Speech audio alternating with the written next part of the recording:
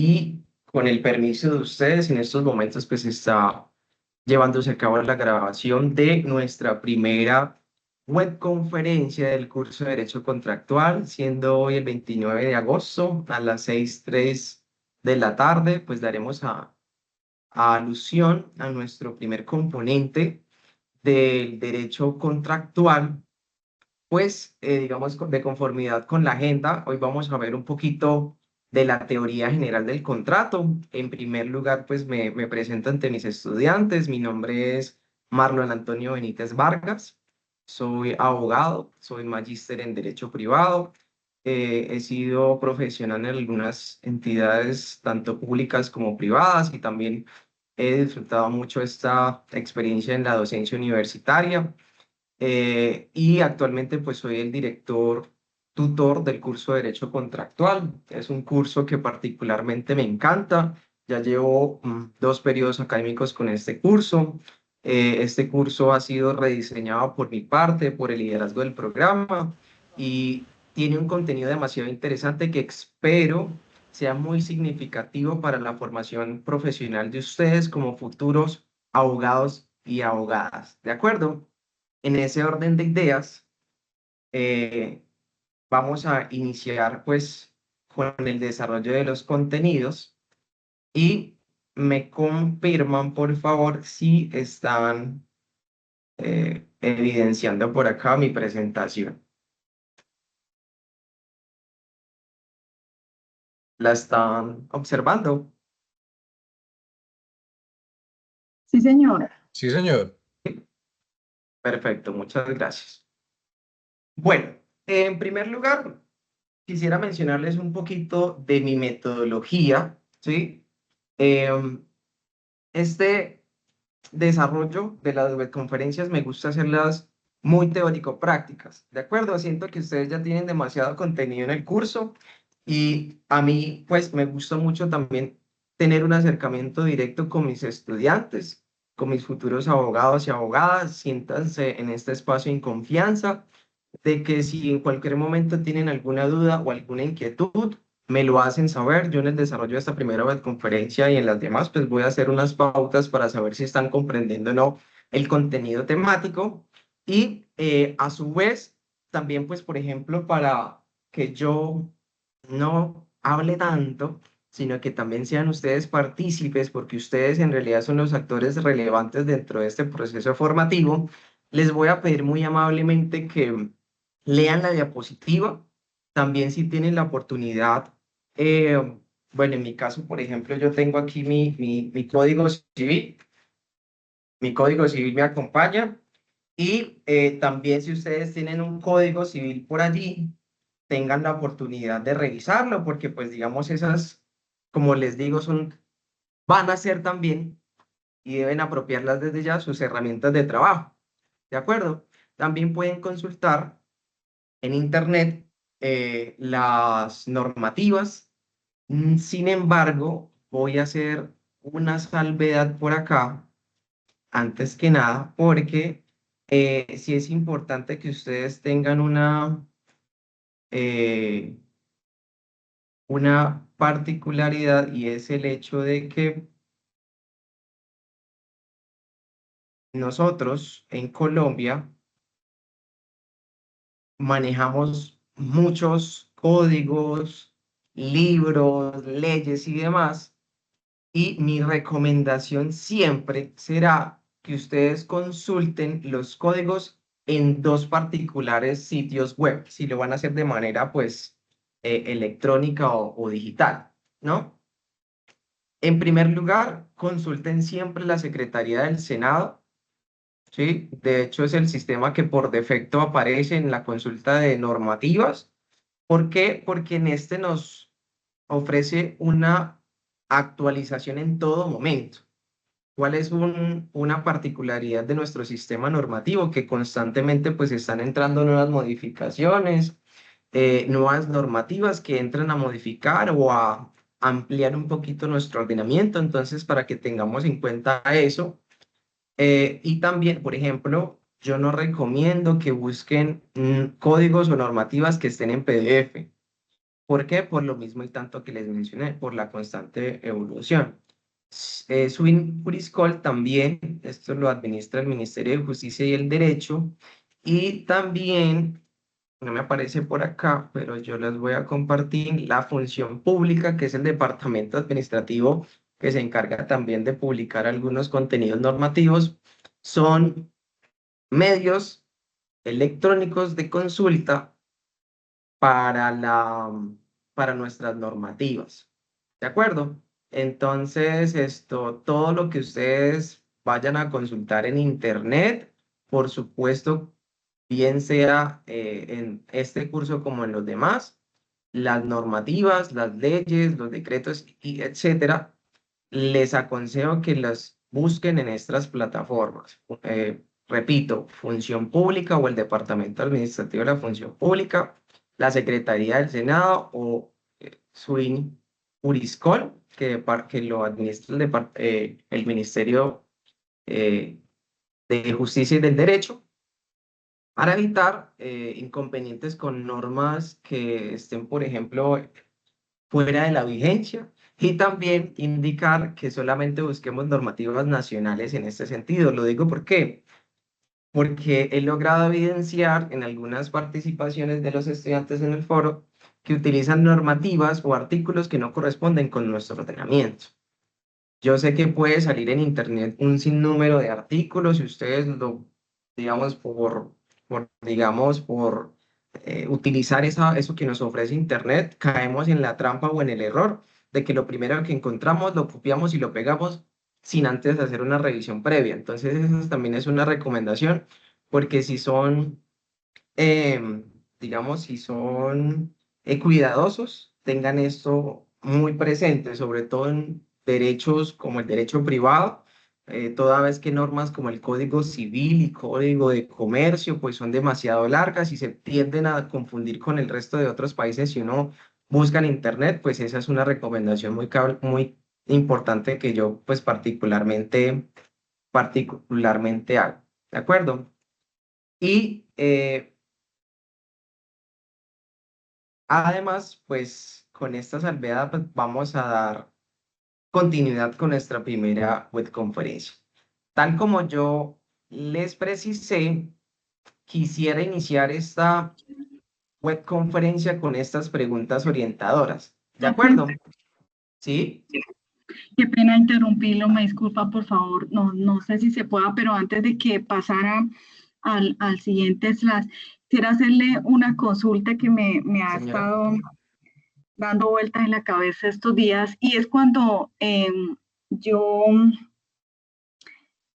em, se me olvidó la palabra, cuando en norma APA voy a citar el Código Civil, entonces, por supuesto, siempre ingreso a la página de la Secretaría del Senado, y ahí me aparece el Código del 73 de Estados Unidos de Colombia.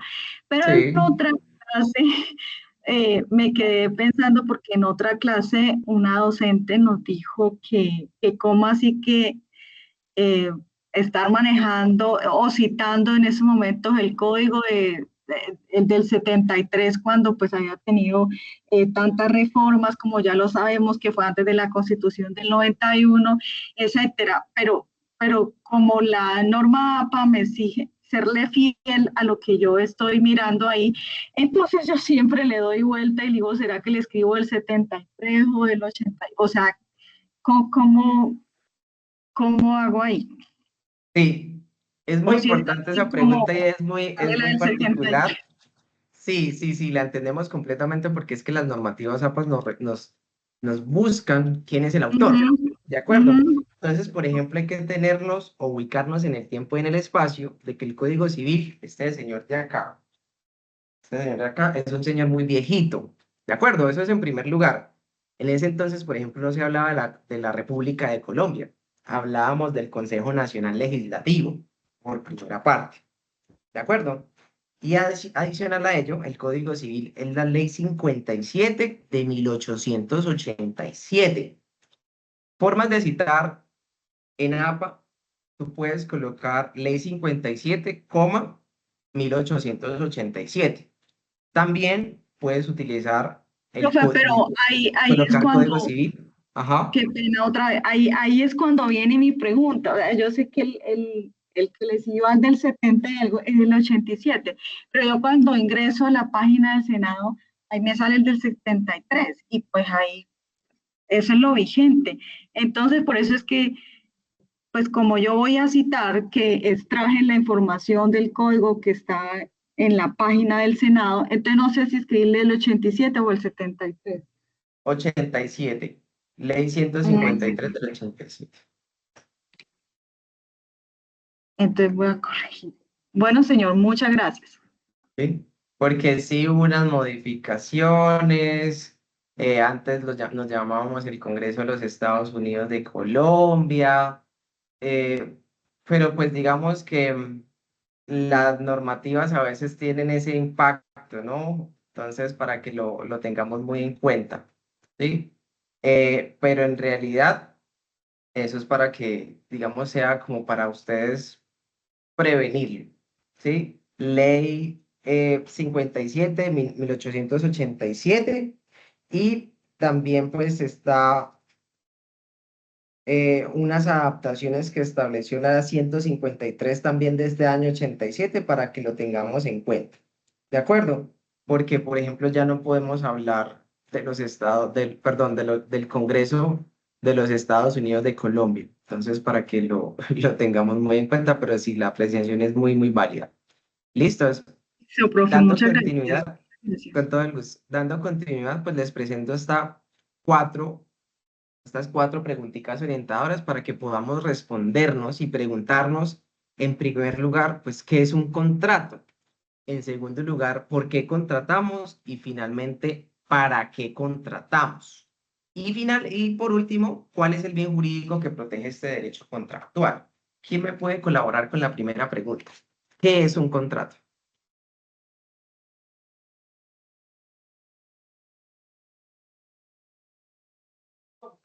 Profe, bueno, lo que tengo consultado nos dice que un contrato Sí, es un acuerdo legalmente vinculante entre dos o más partes que se comprometen a cumplir con ciertas obligaciones y mm, términos específicos. Los contratos pueden ser verbales, escritos, aunque los contratos escritos son más comunes y proporcionan una mayor seguridad jurídica. perfecto, Mario David, tienes una excelente definición. Me encanta que la hayas abarcado de una manera muy íntegra. Te felicito por eso. Norma Constanza también me alza la manito. ¿Qué me quieres decir? Sí, profe, pues iba a decir que es un acuerdo de voluntades en donde ambas Ah, partes pues concuerdan hacer algo o no hacer o dar, hacer o no hacer. perfecto, que se note que pasamos por el curso de obligaciones, por supuesto. Sí, señor. Ajá. La segunda pregunta, ¿por qué contratamos? ¿Quién más nos quiere aportar en esta webconferencia? ¿Por qué hacemos un contrato?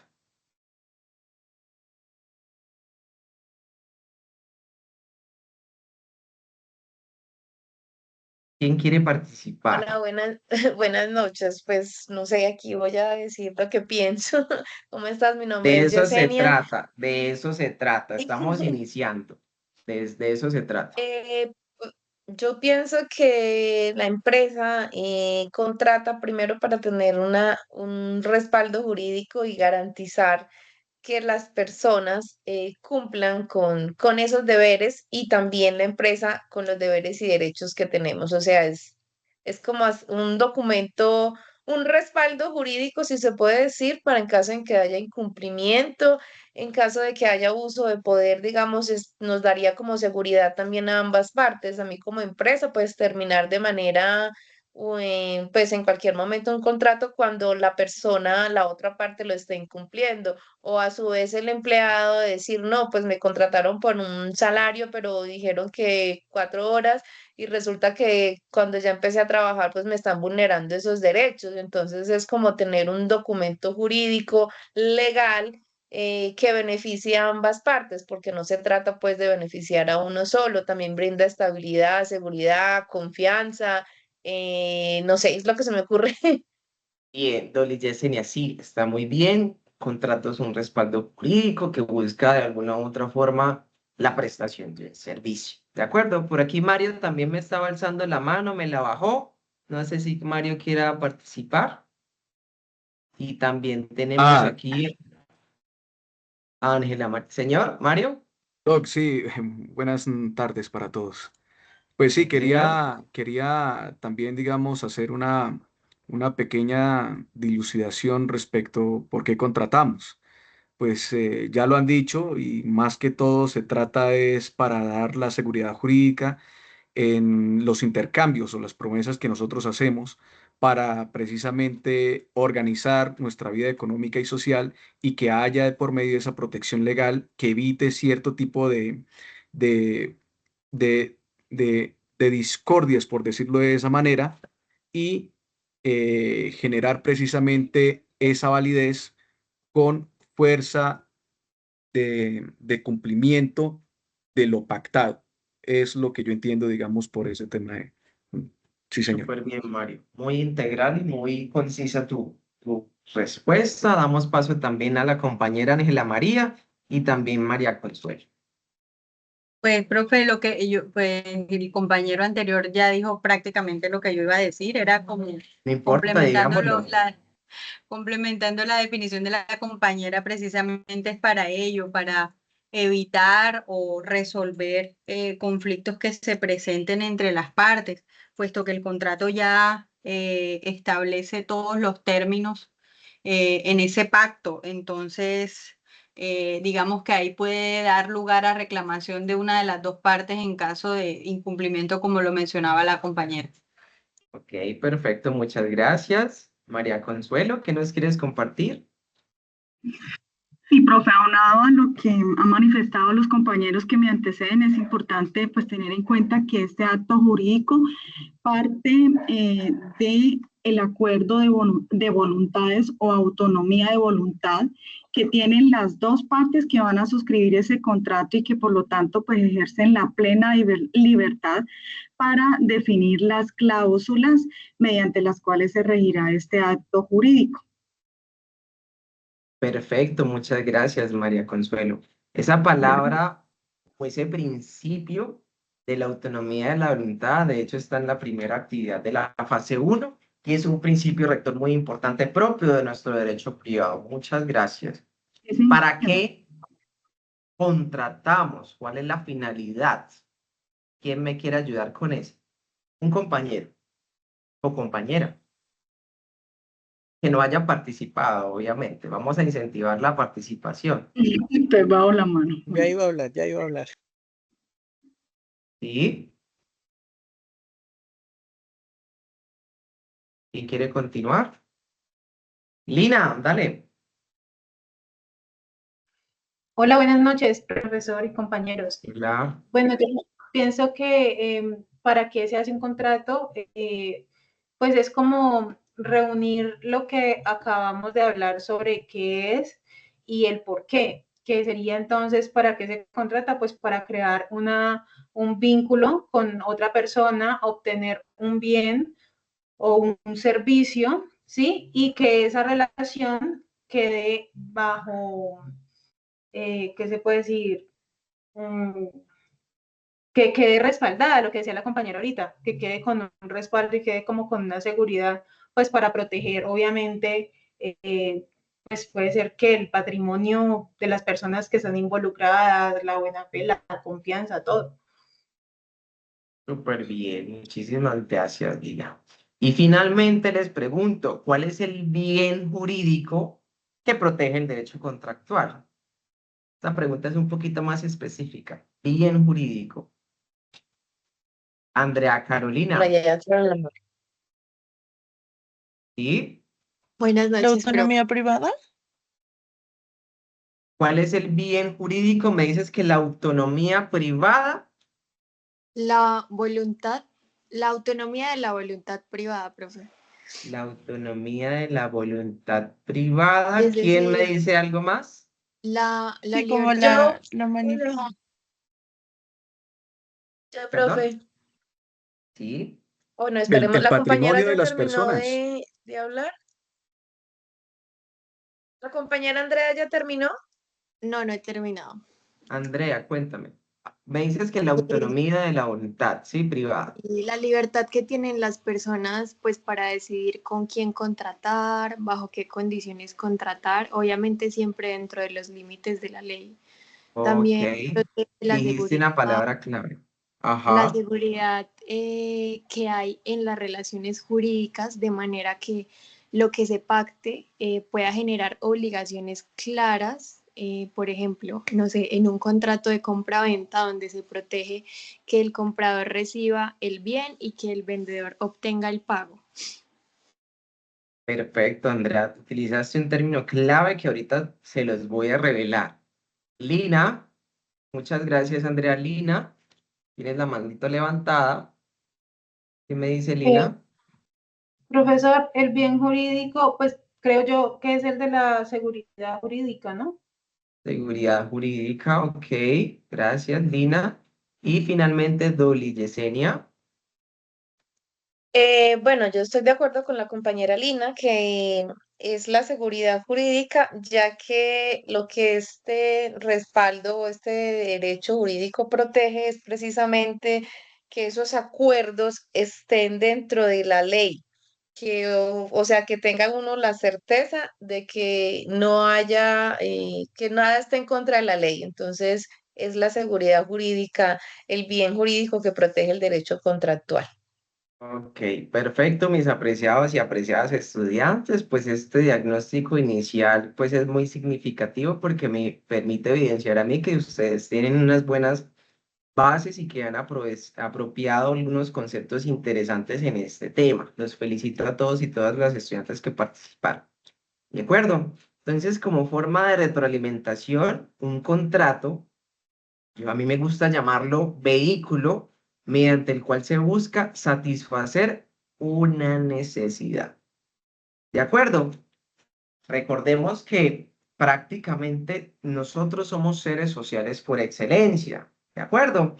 Y nosotros como seres humanos tenemos algunas necesidades, sobre todo algunas necesidades básicas o prioritarias y otras secundarias que pueden pues venir de la mano. ¿De acuerdo? Y jurídicamente es un acuerdo vinculante entre dos o más personas o partes donde se establecen derechos y obligaciones para cada una de ellas. Eso en términos generales es un contrato. ¿De acuerdo? Un acuerdo vinculante también es un vehículo cuya finalidad es que satisfacer una necesidad. ¿Por qué contratamos? Fácil. Tenemos necesidades que no somos capaces de satisfacer solos. Por ejemplo, si nosotros, yéndolo al plano real, si nosotros necesitamos un dinero, por ejemplo, y no lo tenemos a la mano, pues vamos a solicitarle al banco o a una entidad financiera que nos haga un préstamo o un contrato de mutuo en términos técnicos. ¿De acuerdo? También, digamos, todos tenemos la necesidad básica de comer o beber. Entonces, en los supermercados podemos ir y comprar bienes para satisfacer esa necesidad. Contrato de compra-venta. ¿De acuerdo? Y lo digo porque aquí hablamos de la teoría del negocio jurídico. Eso es lo que nos dice la teoría del negocio jurídico. Somos seres sociales por excelencia, tenemos una serie de necesidades y tenemos que utilizar los vehículos o las instituciones legales para satisfacerlas. Y un vehículo, en este caso, pues es el contrato, los diferentes tipos de contratos que tenemos en el ordenamiento. Y a su vez, ¿por qué contratamos? Para satisfacer una necesidad básica, ya sea adquirir bienes y servicios. También podemos cumplir intereses y deseos, es decir, servicios de entretenimiento y viajes, no necesariamente pues solamente son las básicas, también van a la satisfacción personal e íntegra de las personas. También para establecer relaciones de colaboración, es decir, formar equipos de trabajo o alianzas comerciales. A veces, por ejemplo, aquí por ahí me mencionaban un poquito el derecho laboral, ¿sí? Alianzas comerciales, las empresas no trabajan solas, las empresas pueden liarse de otras empresas, conformar equipos de trabajo o redes. también para asegurarnos, ¿de acuerdo? Para protegernos, tenemos contratos como pólizas, ¿sí? Tenemos también la posibilidad de contratar diferentes profesionales, como los profesionales del derecho, los profesionales de la salud, de las contadurías, ¿sí? Por ejemplo, ahorita estamos algunos buscando los contadores para que nos ayuden con las declaraciones, porque ya se vienen épocas de declaraciones para la DIAN. Y finalmente, pues también para invertir y crecer económicamente, lo que les mencionaba de los bancos financieros. ¿De acuerdo? Hasta el momento, ¿tiene alguna duda o alguna inquietud?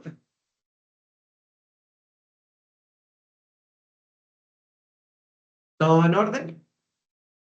No, señor, de momento sí, de mi parte, no sé, Orden, profe. compañero. Sí, señor. Ok, súper bien.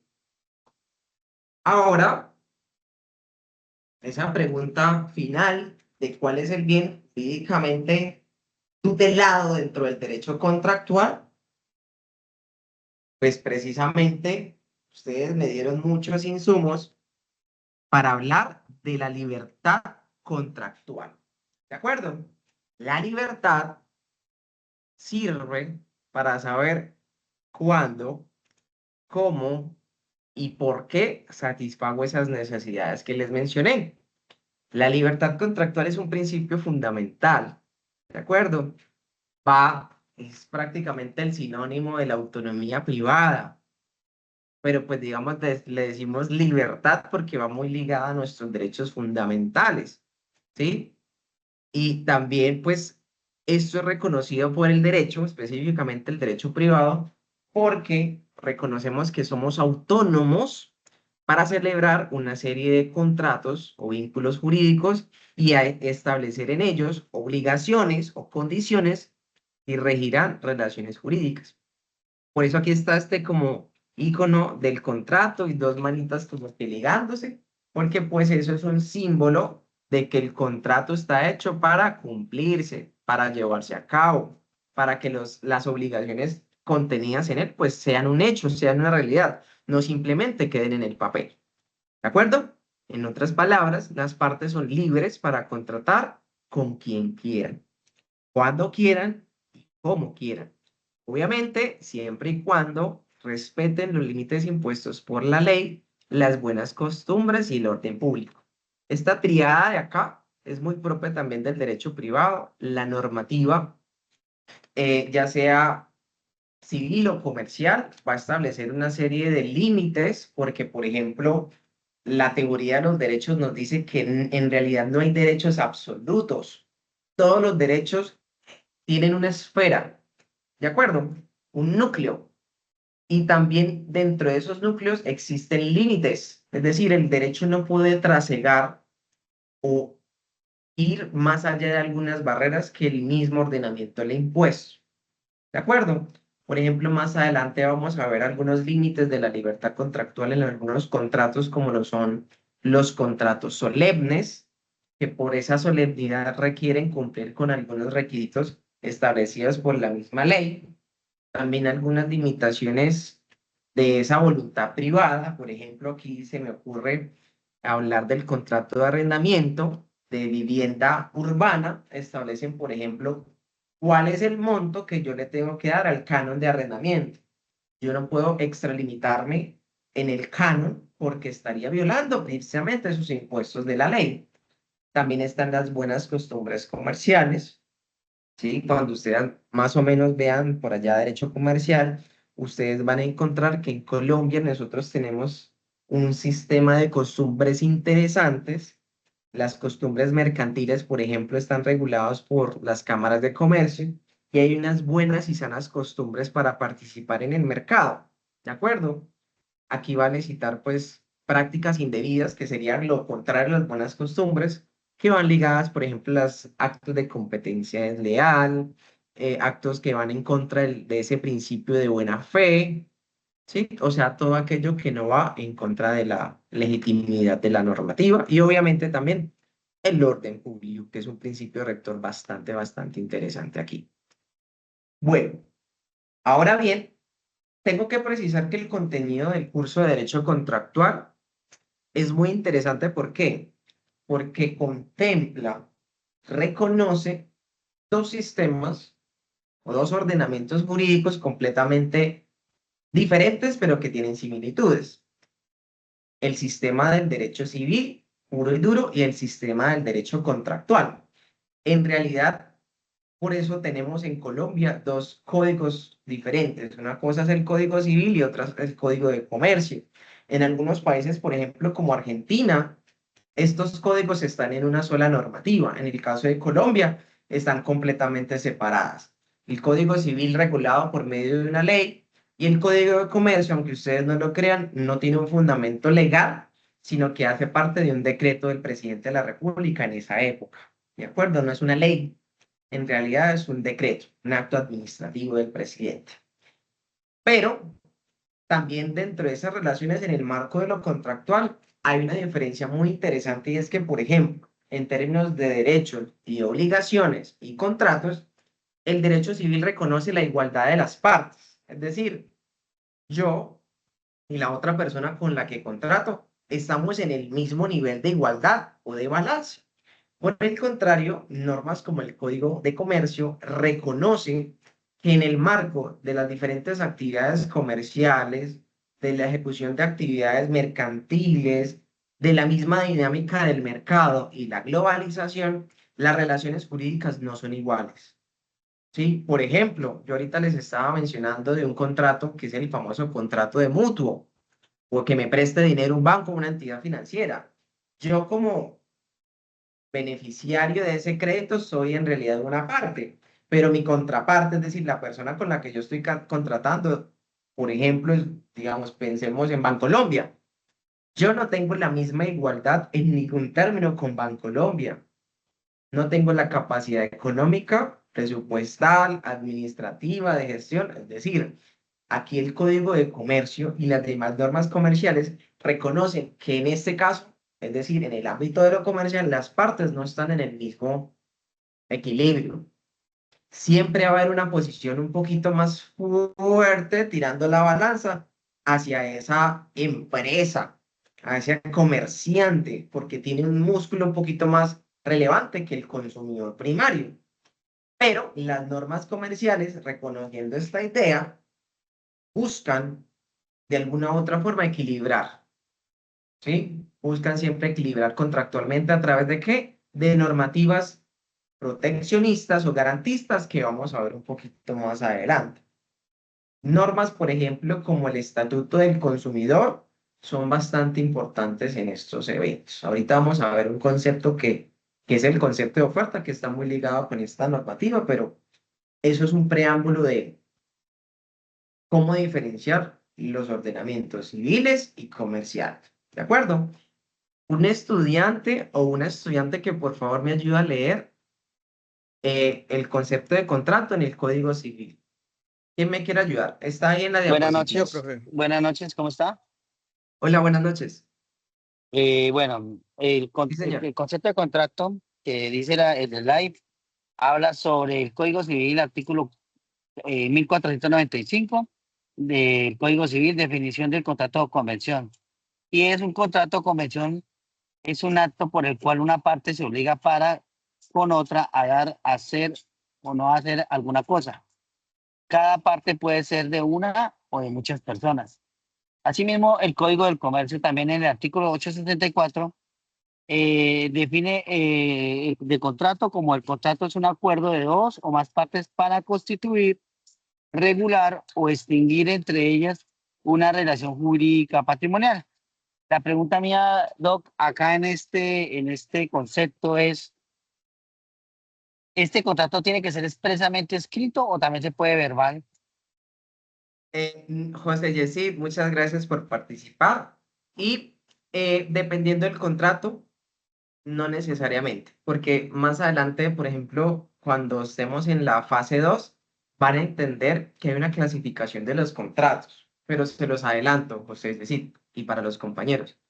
En Colombia tenemos diferentes clasificaciones contractuales.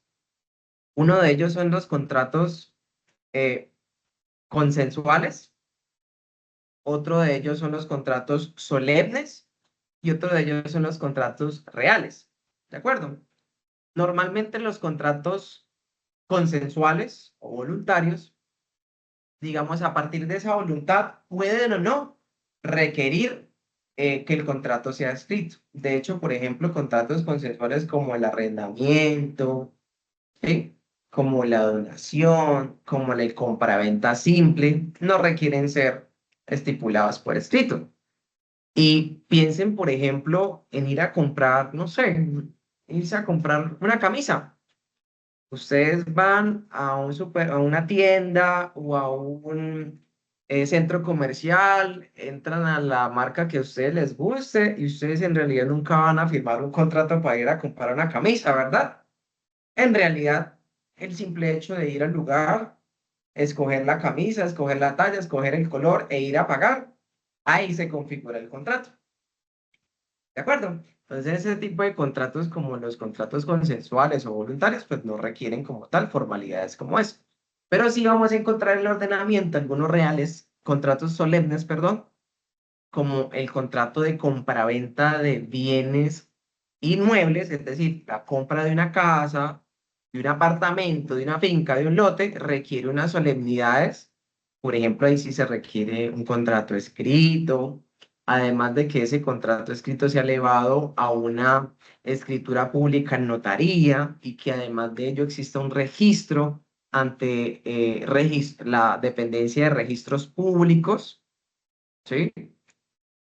Pues esos pasos hacen que ese contrato no se configure de la misma manera como si estuviésemos comprando una camisa. Lo mismo sucede, por ejemplo, con la compra y venta de bienes muebles sujetos a registro, como por ejemplo una motocicleta, un carro y demás. Requieren además pues del contrato mismo, de su escritura o no, de su documento privado, que sea elevado a las famosas secretarías de transporte para que pues digamos, se trace quién es el vendedor, quién es el comprador y se desliguen también de algunas responsabilidades y en este caso pues el comprador asuma la responsabilidad del vehículo. Y finalmente, otro tipo de contratos que son los contratos reales, que por decirlo así, pueden tener o no, pueden ser, digamos, escritos o verbales, pero nacen a la vida jurídica o se perfeccionan con el traspaso de una cosa o de un bien. Por ejemplo, el contrato de mutuo o el famoso préstamo de dinero que yo les estaba diciendo. O sea, en realidad, si yo le pido al banco dinero y firmar el contrato, ahí no se perfecciona el contrato. Se perfecciona es cuando el banco me da el dinero, efectivamente, ya sea en físico o o en mi cuenta. Pero, digamos, la pregunta es muy válida. ¿Listo, José? Yo sí tengo la manita alzada de Ángela María. Profe, gracias. ¿Sí? Volviendo a la pregunta del porqué del contrato y dadas las definiciones que usted nos da de las diferentes clasificaciones de contratos, ¿cómo un contrato consensual yo puedo llegar a dirimir o resolver un conflicto dentro de un contrato consensual si no existe, si existe solo un acuerdo verbal? Ok. Cómo arreglar una problemática a veces es una experiencia muy interesante. ¿Ok? La ventaja es que en Colombia nosotros tenemos algo que se llama métodos alternativos de resolución de conflictos, como la conciliación, el contrato de transacción, la amigable composición, porque digamos es un hecho notorio que en Colombia es muy común la informalidad contractual, es decir, los contratos verbales, y a su vez es muy común la dificultad en la ejecución de los contratos. En ese orden de ideas, pues los mecanismos ayudan a solventar estas diferencias, ¿no? Siempre hay que buscar ese tipo de iniciativas. Y si no, también está la vía jurídica judicial, ¿de acuerdo? Es decir, ir ante un juez para resolver ese conflicto. Sin embargo, aquí pues nos van a pedir pruebas o testimonios y demás. Sin embargo, pues o están los métodos alternativos o acudir a la jurisdicción con medios probatorios como para, digamos, solventar esos conflictos que tenemos ahí. ¿De acuerdo? ¿Listo, Ángela María? Sí, de acuerdo. Sí, puntualmente mi pregunta es, cuando, por ejemplo, yo hice un contrato de arrendamiento verbal con una persona Sí. y luego voy a pedir restitución del inmueble. Ujú. Y bueno, yo he visto pues en las noticias y todo eso, la cantidad de situaciones que se presentan alrededor de ello y Sí. aún con las personas teniendo un contrato en la mano. Entonces, usted me dice, bueno, voy a la justicia, pues a la jurisdicción ordinaria y coloco el caso. Sin embargo, debo aportar pruebas. Sí. Para el juez es suficiente o decirle, mire, es que yo hice un contrato, yo lo tengo es arrendado, o debo que aportar algo diferente al contrato, por ejemplo, recibos de pago o algo así. Sí, por ejemplo, hay diferentes medios de prueba para no alargarnos. Pruebas documentales como esos recibos de pago que tú me estás diciendo, las transferencias bancarias. Entonces, por ejemplo, de la cuenta de esa persona que estaba utilizando pues mi inmueble para el arrendamiento, pues están las transferencias bancarias. Tú también puedes hacer una declaración extrajudicial en una notaría y ratificarla en juicio, es decir, una declaración de parte, ¿sí? Porque tú eres la demandante y tú vas a decir, venga, si efectivamente se no fue, se dio un contrato, es decir, ratificas esa prueba. O también, pues, testigos, las pruebas testimoniales. ¿De acuerdo? Nosotros en Listo, Colombia muchas tenemos una gracias. libertad de nada. Nosotros en Colombia tenemos una libertad probatoria, no tenemos una tarifa legal. En otras palabras, nosotros podemos utilizar cualquier medio de prueba que tengamos a la disposición para convencer o persuadir al juez. Es decir, entre más pruebas pertinentes, idóneas, de alguna u otra forma conducentes, pues nos van a servir para ayudar ese fin o esa pretensión que nosotros tengamos. ¿De acuerdo? Es válido mencionar también aquí lo siguiente, y es algo para que lo tengan en cuenta cuando ustedes presenten sus exámenes de idoneidad para el Consejo Superior de la Judicatura. Y es que entiendan, por ejemplo, la normativa civil o el derecho privado. En Colombia nuestro Código Civil está dividido en una serie de libros, ¿de acuerdo?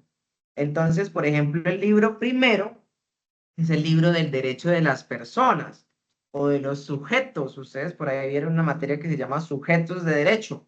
Entonces, ese libro es el de allí. Otro libro es el libro de los bienes de su dominio, posesión, uso y goce, que es el famoso curso de derechos patrimoniales que vieron por allí también. También tenemos un libro tercero que es el derecho de las sucesiones. Entonces, por ejemplo, ese curso, esa asignatura tiene que ver con ese. Nosotros en derecho contractual, y también cito al derecho de las obligaciones, tenemos un protagonismo dentro del libro cuarto del Código Civil. ¿Por qué hago esta mención? Porque, digamos, dialogando con un colega, para esa prueba de idoneidad, pues están las normativas disponibles para que los egresados de las facultades de Derecho, pues, vayan a presentar su prueba, pero tienen disponibles las normativas.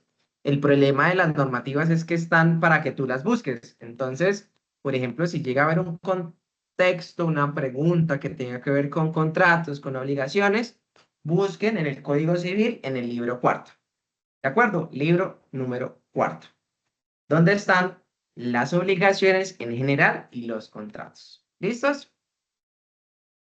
Ahora bien, el concepto de contrato, en términos de Ayala Scorza, es un acuerdo de voluntades entre dos o más personas para crear o transmitir derechos y obligaciones. Además, como acto jurídico, debe contener elementos de existencia y de validez. Son unos temas que más adelante vamos a profundizar en otros escenarios de conferencia, pero a su vez, el acto jurídico es la manifestación de la voluntad con la intención de crear consecuencias jurídicas o de derecho. Yo creo que vamos todos en la misma línea.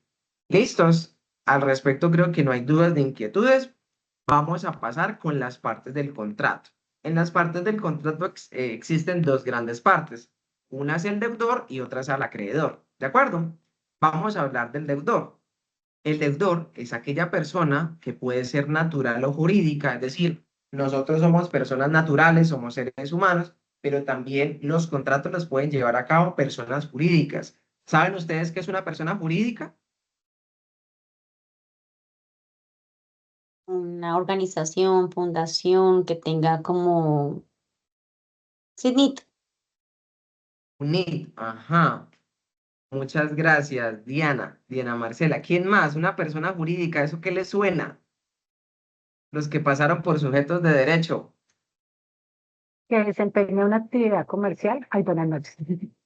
Buenas Hola, noches. Sandra. Quien Sí, realice me una cuento. actividad comercial, sí, sí, pero en las personas jurídicas, muchas gracias, Sandra, no solamente son las que realizan actividades comerciales o con fines de lucro, sino que también son personas jurídicas, por ejemplo, las fundaciones, corporaciones que nos hablaba Diana, que esas, digamos, no tienen ánimos de lucro, pero que siguen siendo personas jurídicas, son centros de imputación. ¿De acuerdo? En Colombia tenemos una ficción legal.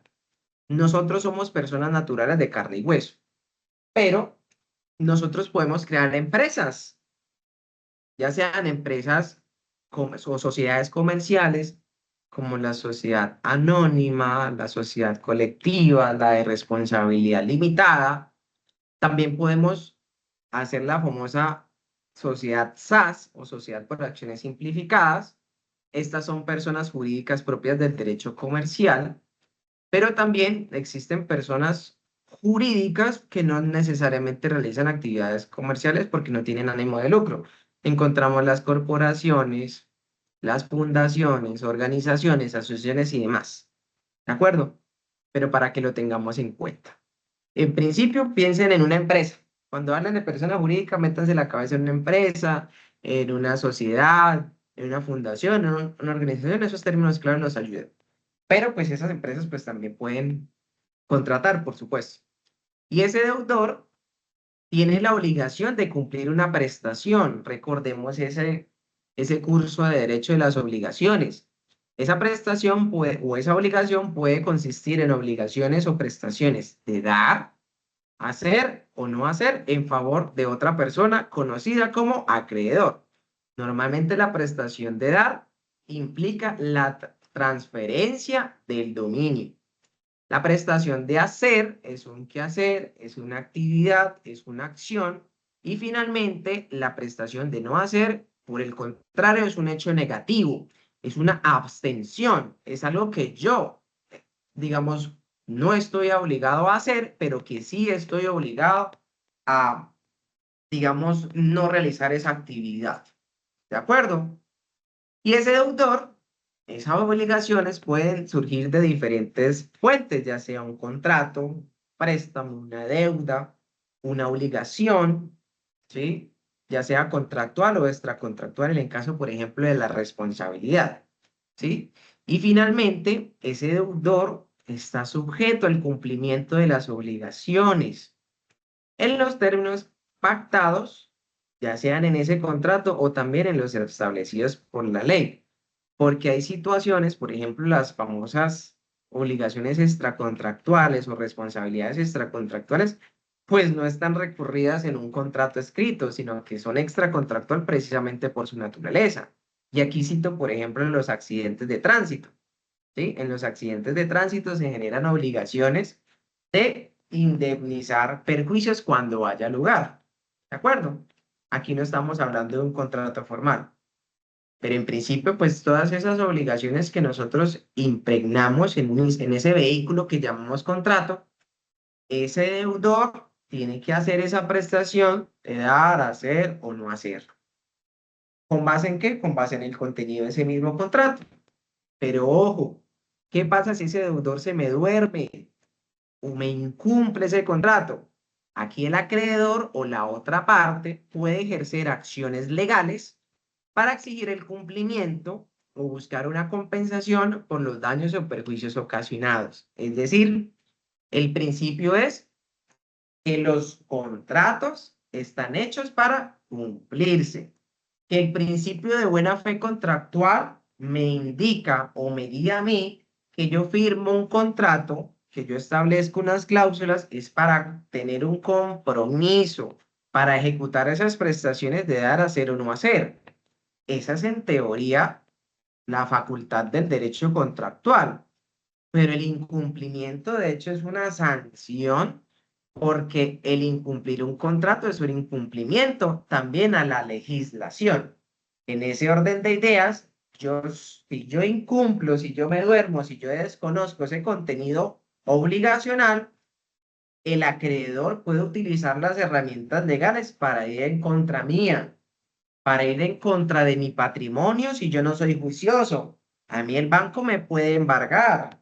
A mí el deudor me puede exigir los títulos valores, ya sean letras de cambio, cheques o pagaré, o lo que yo haya utilizado como garantía para esa obligación. Puede ir en contra de mi codeudor o de mi fiador.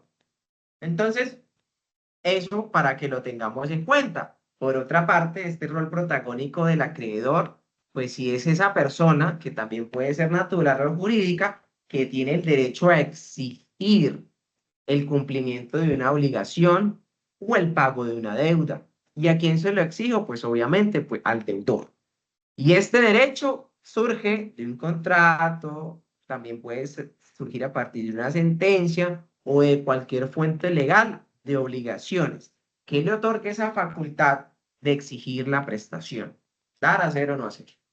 Ese acreedor puede demandar, puede solicitar una conciliación, ¿sí? Puede ir directamente a los codeudores o fiadores, etcétera, etcétera, etcétera. ¿De acuerdo? Aquí Félix David nos está alzando la manita. Félix, cuéntanos. Profesor, muy buenas noches. La duda que yo tengo es que, por ejemplo, en contratos pues escritos, pues en las cláusulas van a ir registradas las consecuencias del incumplimiento. Pero entonces, en un contrato pues verbal, ¿cuáles serían estas cláusulas que no están? O sea, ¿cuáles serían las consecuencias? ¿Hay una normatividad general específica para todo tipo de contrato, incumplimiento de contrato verbal? Sí, por ejemplo, en un contrato escrito nosotros podemos hablar de cláusulas penales, podemos hablar un poquito también de arras, eh, o también de la facultad de acudir a los mecanismos alternativos de solución de conflictos, al arbitraje según el caso, o acudir directa o también luego de ello a la jurisdicción. En los contratos verbales, pues aquí no podemos aplicar esas cláusulas penales, por ejemplo, o esas cláusulas de indemnización, sino que tenemos que ir sí o sí a los mecanismos alternativos de solución de conflictos o a la vía judicial. ¿De acuerdo? Esa es una de las dificultades de los contratos que no se celebran mediante un escrito. ¿De acuerdo? Entonces, allí, ¿qué es lo que hace? Se presenta una demanda y además, ¿cuál también es una carga que se tiene que cumplir? Sobre todo si tú eres la persona que cumplió y que necesita, por ejemplo, recuperar su dinero, recuperar su inmueble, pues argumentarle al juez esa situación, pero además traer pruebas donde, por ejemplo, el contrato no está. Les toca buscar testigos, toca hacer una declaración de parte, extrajuicio, declararla también en un juicio, en esa declaración de parte, etcétera, etcétera. Hay que buscar los medios probatorios. Eso, por ejemplo, es una consecuencia. ¿Listo, Félix? Sí, señor, gracias. De acuerdo, ¿sí? Entonces también, pues, una pregunta muy interesante ahí, digamos, en un contrato o un acuerdo verbal, por ejemplo, no podemos establecer esas garantías que les estaba hablando, no podemos utilizar el codeudor, no podemos usar el fiador, no podemos estar hablando de los títulos valores, los cheques, la letra de cambio, o sea, no. O sea, por eso es mejor la recomendación de todo abogado, hacer las cosas por escrito. ¿De acuerdo? Que cada uno tenga su copia y que ambos comprendamos el contenido de ese contrato. Es por ello que el acreedor tiene la facultad de requerir al deudor el cumplimiento de la obligación en los términos establecidos por el mismo acuerdo, por el mismo contrato o por la ley. Y a su vez, en caso de incumplimiento, el acreedor puede ejercer las acciones legales, demandar, para exigir el cumplimiento forzoso o también buscar una compensación por daños y perjuicios sufridos. Digamos que cuando uno acude a la jurisdicción es porque no lo está haciendo de manera pacífica, porque en realidad pues estamos en el marco de un conflicto y necesitamos a ese tercero llamado juez para que nos ayude en esa resolución. En las partes de los contratos, nosotros podemos identificar diferentes personajes, ¿de acuerdo? Dependiendo de los tipos de contratos. Aquí les cito algunos de ellos. En el contrato de arrendamiento está el arrendador y está el arrendatario. En la compraventa está el comprador y por otro lado está el vendedor. En la cesión cedente y cesionario, en el mandato puede estar el comitente o mandante y por otro lado el apoderado, procurador y en general pues mandatario. También tenemos el comodato o préstamo de uso, que es el comodante versus el comodatario. También está el contrato de mutuo o préstamo de consumo, que habla del mutuante o el mutuario. Ojo, no mutante, mutuante. ¿De acuerdo? Dependiendo del tipo contractual, la normativa, ya sea Código Civil o Código de Comercio, nos va a hablar en los términos de las partes de dicho contrato. ¿Listos? Ahora bien, vamos a hablar de las fases o etapas contractuales. En primer lugar, pues debo hacer la salvedad Profe, de que esta... ¿Sí? Diana. ¿podría usted ser tan amable de devolver la diapositiva un momentico, por favor? Ok, ¿está? ¿Sí? De igual manera, yo Sí, cuando, señor, para que muchas todos gracias. también lo sepan, gracias Diana, tranquila. También cuando yo les comparto esta webconferencia, yo con todo el gusto les voy a compartir las diapositivas para que ustedes las tengan allí, tomen sus apuntes. Me gusta que tomen sus apuntes. Yo soy fan de los apuntes. Además, para que ustedes tengan material de estudio, para que se presenten luego en sus preparatorios, en su prueba de idoneidad, tengan ese material, guárdenlo y custodienlo donde ustedes lo puedan conseguir. Pero yo con todo el gusto les comparto ese material. ¿Listo? Bueno, en Gracias, las profe. etapas con todo el gusto, Diana. En las etapas contractuales, vale hacer la salvedad que en algunos contratos las etapas o las fases no existen. Ejemplo, el caso que yo les dije de que yo tengo la necesidad de irme a comprar una ropa, simplemente porque se me da la regalada gana. Recuerden, los contratos están para satisfacer necesidades. Y yo simplemente voy al centro comercial, a la marca que me gusta, voy, compro, me elijo tal color, tal talla, pago, listo. ¿De acuerdo? También lo puedo hacer por medio del comercio electrónico. Entro a la página web, paso la tarjeta y listo. Pero es importante mencionar eso porque en otros contratos sí pueden existir fases o etapas contractuales. En otros se vive en el momento real e instantáneo. Pero, pues, en esas fases contractuales, en primer lugar, encontramos la fase precontractual. ¿Alguien me puede ayudar con la lectura de esta diapositiva, por favor? Fase precontractual. Negociación. Las partes exploran sus intereses y propuestas sin que ello genere una obligación contractual. Se discuten los términos y condiciones del contrato. Oferta. Una de las partes oferente formula una propuesta formal a la otra parte, aceptante, quien puede aceptarla, rechazarla o hacer una contraoferta. Aceptación. El aceptante manifiesta su consentimiento con la oferta, lo que da lugar al nacimiento del contrato. Perfecto, muchas gracias, María Consuelo. La fase precontractual, pues esa tiene como estos ítems: negociación, oferta y aceptación. ¿Sí? En la negociación y oferta, pues es cuando uno propone, discute, y es que el principio de la autonomía privada de la libertad, pues también tiene mucho que ver con la negociación. Cuando uno establece las condiciones, las cláusulas contractuales o las obligaciones, pues uno negocia, ¿de acuerdo? Podemos hablar, bueno, de que si yo le presto dinero, me va a aplicar qué interés moratorio. Si vamos a hablar de un canon de arrendamiento, ¿cómo va a ser, por ejemplo, determinable el canon? ¿Cuáles son los medios de pago? Si solo en efectivo, si lo podemos hacer por transferencia, en qué fecha le tengo que pagar el canon. Entonces, ese tipo de acciones tendientes a buscar un contrato también son muy interesantes, ¿de acuerdo? Y en materia comercial, de manera particular, la oferta cobra una especial validez que ahorita más adelante se las voy a mostrar. Pero lo que quiero que tengan en cuenta es que en la fase precontractual también se generan expectativas legítimas. Y es que esa fase precontractual en algunos sentidos es muy clave, sobre todo cuando hablamos de negocios comunes, pero también en negocios grandes, porque la fase precontractual o la negociación también tiene un enganche, un match. Es decir, si yo estoy buscando la satisfacción de una necesidad, necesito arrendar la casa, necesito dinero, necesito comprar, necesito vender.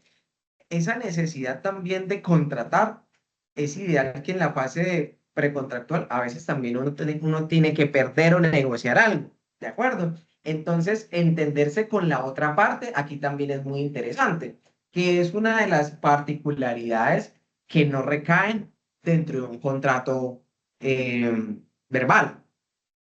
La norma puede establecerme algunas presunciones legales o las famosas normas supletivas, ¿de acuerdo? O también las normas de la costumbre mercantil. Por ejemplo, si yo soy aquí muy amigo, voy a colocar de ejemplo aquí a la compañera Andrea Carolina. Yo soy muy amigo de Andrea Carolina, mejor dicho, somos amigos de toda la vida. Yo a Andrea Carolina le voy a dejar en arriendo mi casa. Yo sé que Andrea Carolina es demasiado buena gente, ella nunca me va a incumplir y me va a pagar muy juiciosa. Y somos tan amigos que en realidad el contrato nace por el acuerdo de voluntades, pero nunca nos pusimos Andrea y yo a hablar de cuándo ella me va a pagar.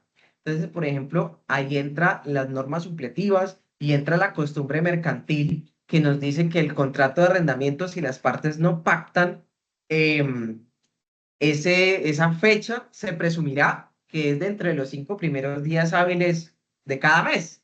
Ah, pero en algunos casos las normas pues no están hechas para ello. Para eso pues se les da la autonomía contractual, la libertad privada para negociarlas y darlas por escrito. ¿De acuerdo? Y finalmente pues esa aceptación donde el aceptante manifiesta su consentimiento con la oferta para que nazca ese contrato. En el nacimiento del contrato ya nos encontramos en la fase contractual. Otro compañero o compañera que me ayude con la fase contractual, por favor, con la lectura de la diapositiva. La fase contractual. Perfeccionamiento. El contrato se perfecciona cuando se cumplen los requisitos legales de validez, como el consentimiento, el objeto y la causa, y también los de la naturaleza propia del contrato. Ejecución. Las partes cumplen con las obligaciones establecidas en el contrato. Cada parte realiza las prestaciones, dar, hacer y no hacer a las que se comprometió. Cumplimiento. Las partes cumplen íntegramente con sus obligaciones, extinguiendo el contrato. Perfecto, muchas gracias, Diana Marskela. En esa fase contractual, pues hablamos ya del perfeccionamiento del contrato, es decir, el contrato ya está materializado, ya sean a partir de los requisitos de validez o de las particularidades propias de cada contrato. Porque más adelante, bueno, de hecho, pues en la segunda fase del curso ustedes van a estar ya en consonancia con estos términos que les estoy mencionando, porque van a encontrar esos famosos contratos solemnes y los contratos reales que para que nazcan a la vida jurídica, pues se tiene que cumplir con algunos requisitos propios de su naturaleza. Pero para no confundirnos, cuando se perfecciona el contrato, recuerden, principio de buena fe, autonomía de la voluntad y el principio de que el contrato está hecho para cumplirse. Dice el Código Civil, es ley para las partes. Y les pregunto a ustedes, mis estudiantes de Derecho, ¿qué pasa si yo incumplo una ley? Por ejemplo, una ley penal. ¿Qué pasa si yo hago acciones que son consecutivas de delito? ¿Qué pasa, mis estudiantes de Derecho? Tiene una consecuencia. Eran consecuencias, me dice Norma. ¿Quién más? Debe la tener una cárcel. consecuencia legal o penal, Ajá. dependiendo la falta. Ok, gracias. Diana, ¿qué me ibas a decir? Gracias, Dolis. Para la cárcel. En el caso planteado para la cárcel, pero todo tiene una consecuencia jurídica. En este caso, si yo no incumplo, si yo no ejecuto ese contrato, y si yo soy el deudor, le estoy dando todas las herramientas a ese acreedor para que me demande, para que me soliciten conciliación, para que vaya en contra de mi patrimonio, para que ejecute los títulos si los tiene, para que utilice el ordenamiento que también le favorece, porque yo, como sujeto obligado, incumplí ese contrato y en el mismo orden de ideas incumplí la ley. No cumplí con el principio de buena fe. No fui tan buen ser humano en ese sentido. Y finalmente, pues es en ese cumplimiento, las partes, es la teoría, tienen que cumplir integralmente con sus obligaciones hasta extinguir el contrato, a partir pues de las causales propias de extinción del mismo, ya sea por el tiempo, ya sea por el mutuo acuerdo o ya sea por la imposibilidad de continuar con el mismo. Y finalmente también tenemos una fase postcontractual o extracontractual. ¿Quién me quiere ayudar con esta, por favor? Etapas contractuales, fase postcontractual o extracontractual.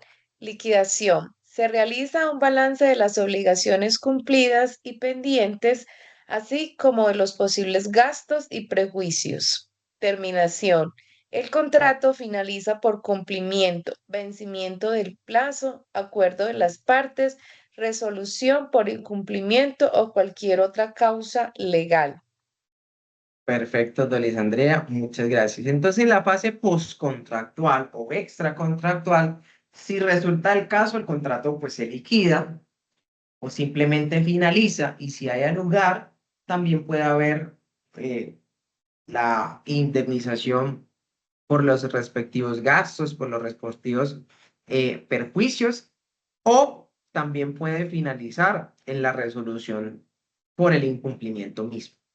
Ejemplo, el principio del derecho privado me dice a mí lo siguiente: si yo como deudor incumplo con mis obligaciones, pues el contrato se entenderá por terminado. ¿De acuerdo? Si yo no estoy en consonancia con esas obligaciones, pues mi contraparte va a ir en contra de mi patrimonio, de las acciones legales que tiene. Yo aquí pues hago nuevamente la salvedad. Estas etapas no son comportamientos estancados, sino que pueden superponerse o darse de forma simultánea, ¿sí? A veces cuando uno contrata ni siquiera ve las etapas contractuales, es más bien un hecho facto, un hecho, digamos, demasiado rápido. Y es que uno, por ejemplo, en realidad hace contratos diariamente, cuando compra por internet, cuando va al supermercado, cuando va al centro comercial, cuando se monta en un taxi, cuando deja el carro o el vehículo en un parqueadero. En realidad estamos haciendo contratos tan rápidamente que en las etapas contractuales a veces ni las miramos o no les damos la importancia que necesitan. Diana Marcela, tienes la manita alzada, cuéntame. Gracias, profe. Digamos que esto en la parte como privada, pero en la parte pública, no sé si se deban cumplir como a cabalidad estas etapas. Por ejemplo, cuando las administraciones municipales elevan estudios previos para algún tipo de proceso licitatorio, de contractual en la página del SECOP, sí deberían como cumplirse a cabalidad esos tiempos, porque igual, no sé, de pronto suceda que por debido proceso o procedimiento, esos procesos contractuales puedan ser demandados. Gracias, profe. A ti por la pregunta, Diana Marcela. Y es que tú trajiste a colación un tema demasiado interesante que es la contratación pública. Y es que la contratación pública, regulada principalmente por la Ley 80, establece unos principios demasiado interesantes y es que, por ejemplo, aquí sí se pueden ver muy pacientemente las etapas contractuales. Pero por supuesto, aquí, por ejemplo, situaciones extracontractuales o precontractuales pueden ser demandables.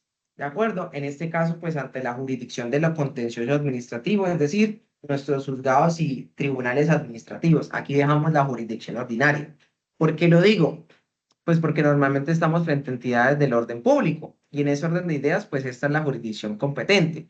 Pero, digamos, planteémoslo en un caso real. Hago un proceso licitatorio, express, rapidito. Y resulta y pasa que tengo 4 oferentes o 4 propuestas. Y yo me voy a guiar por la que no me gaste tanto el patrimonio. Entonces, tengo la más económica y tengo una que no es tan económica. Y de alguna u otra forma, de alguna manera, esa propuesta que es un poquito más costosa es la que queda y la mejor propuesta económica sale de ese proceso. Esto, por ejemplo, puede tener facultades de ser estudiada por esa persona que entra al proceso de licitación.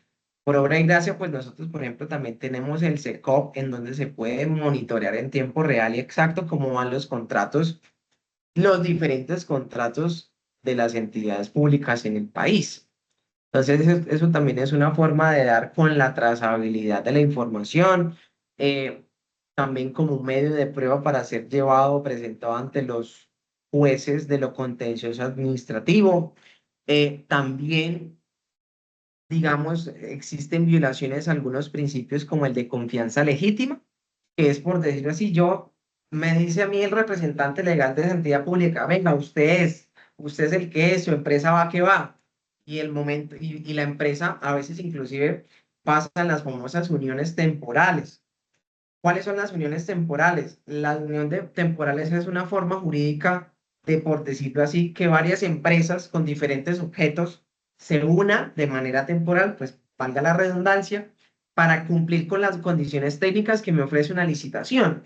Entonces, por ejemplo, pensando en, no sé, se me viene a la cabeza la pavimentación de una vía. Entonces, por ejemplo, tengo una empresa que tiene la maquinaria, tengo una empresa que tiene el talento humano y tengo finalmente una empresa que tiene los arquitectos e ingenieros.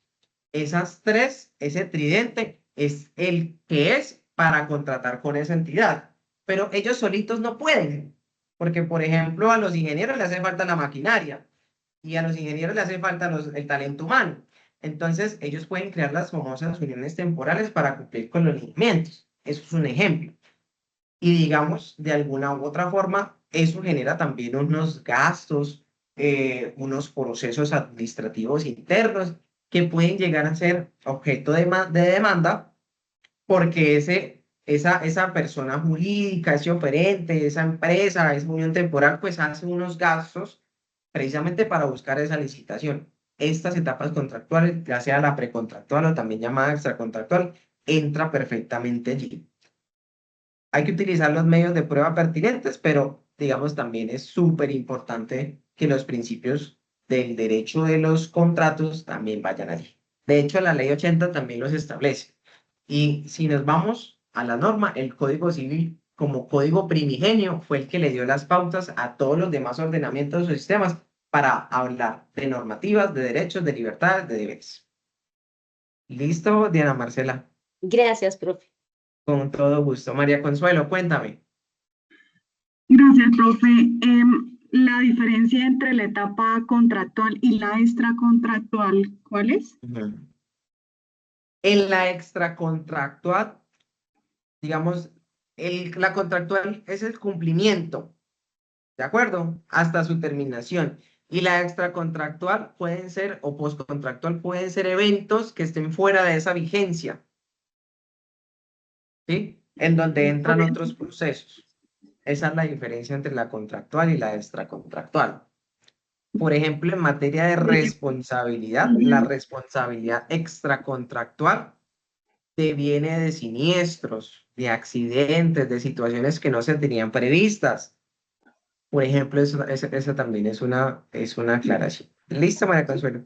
O sea, como algo adicional a lo que yo había suscrito, algo Ajá. que No estaba eventualmente... previsto en el contrato.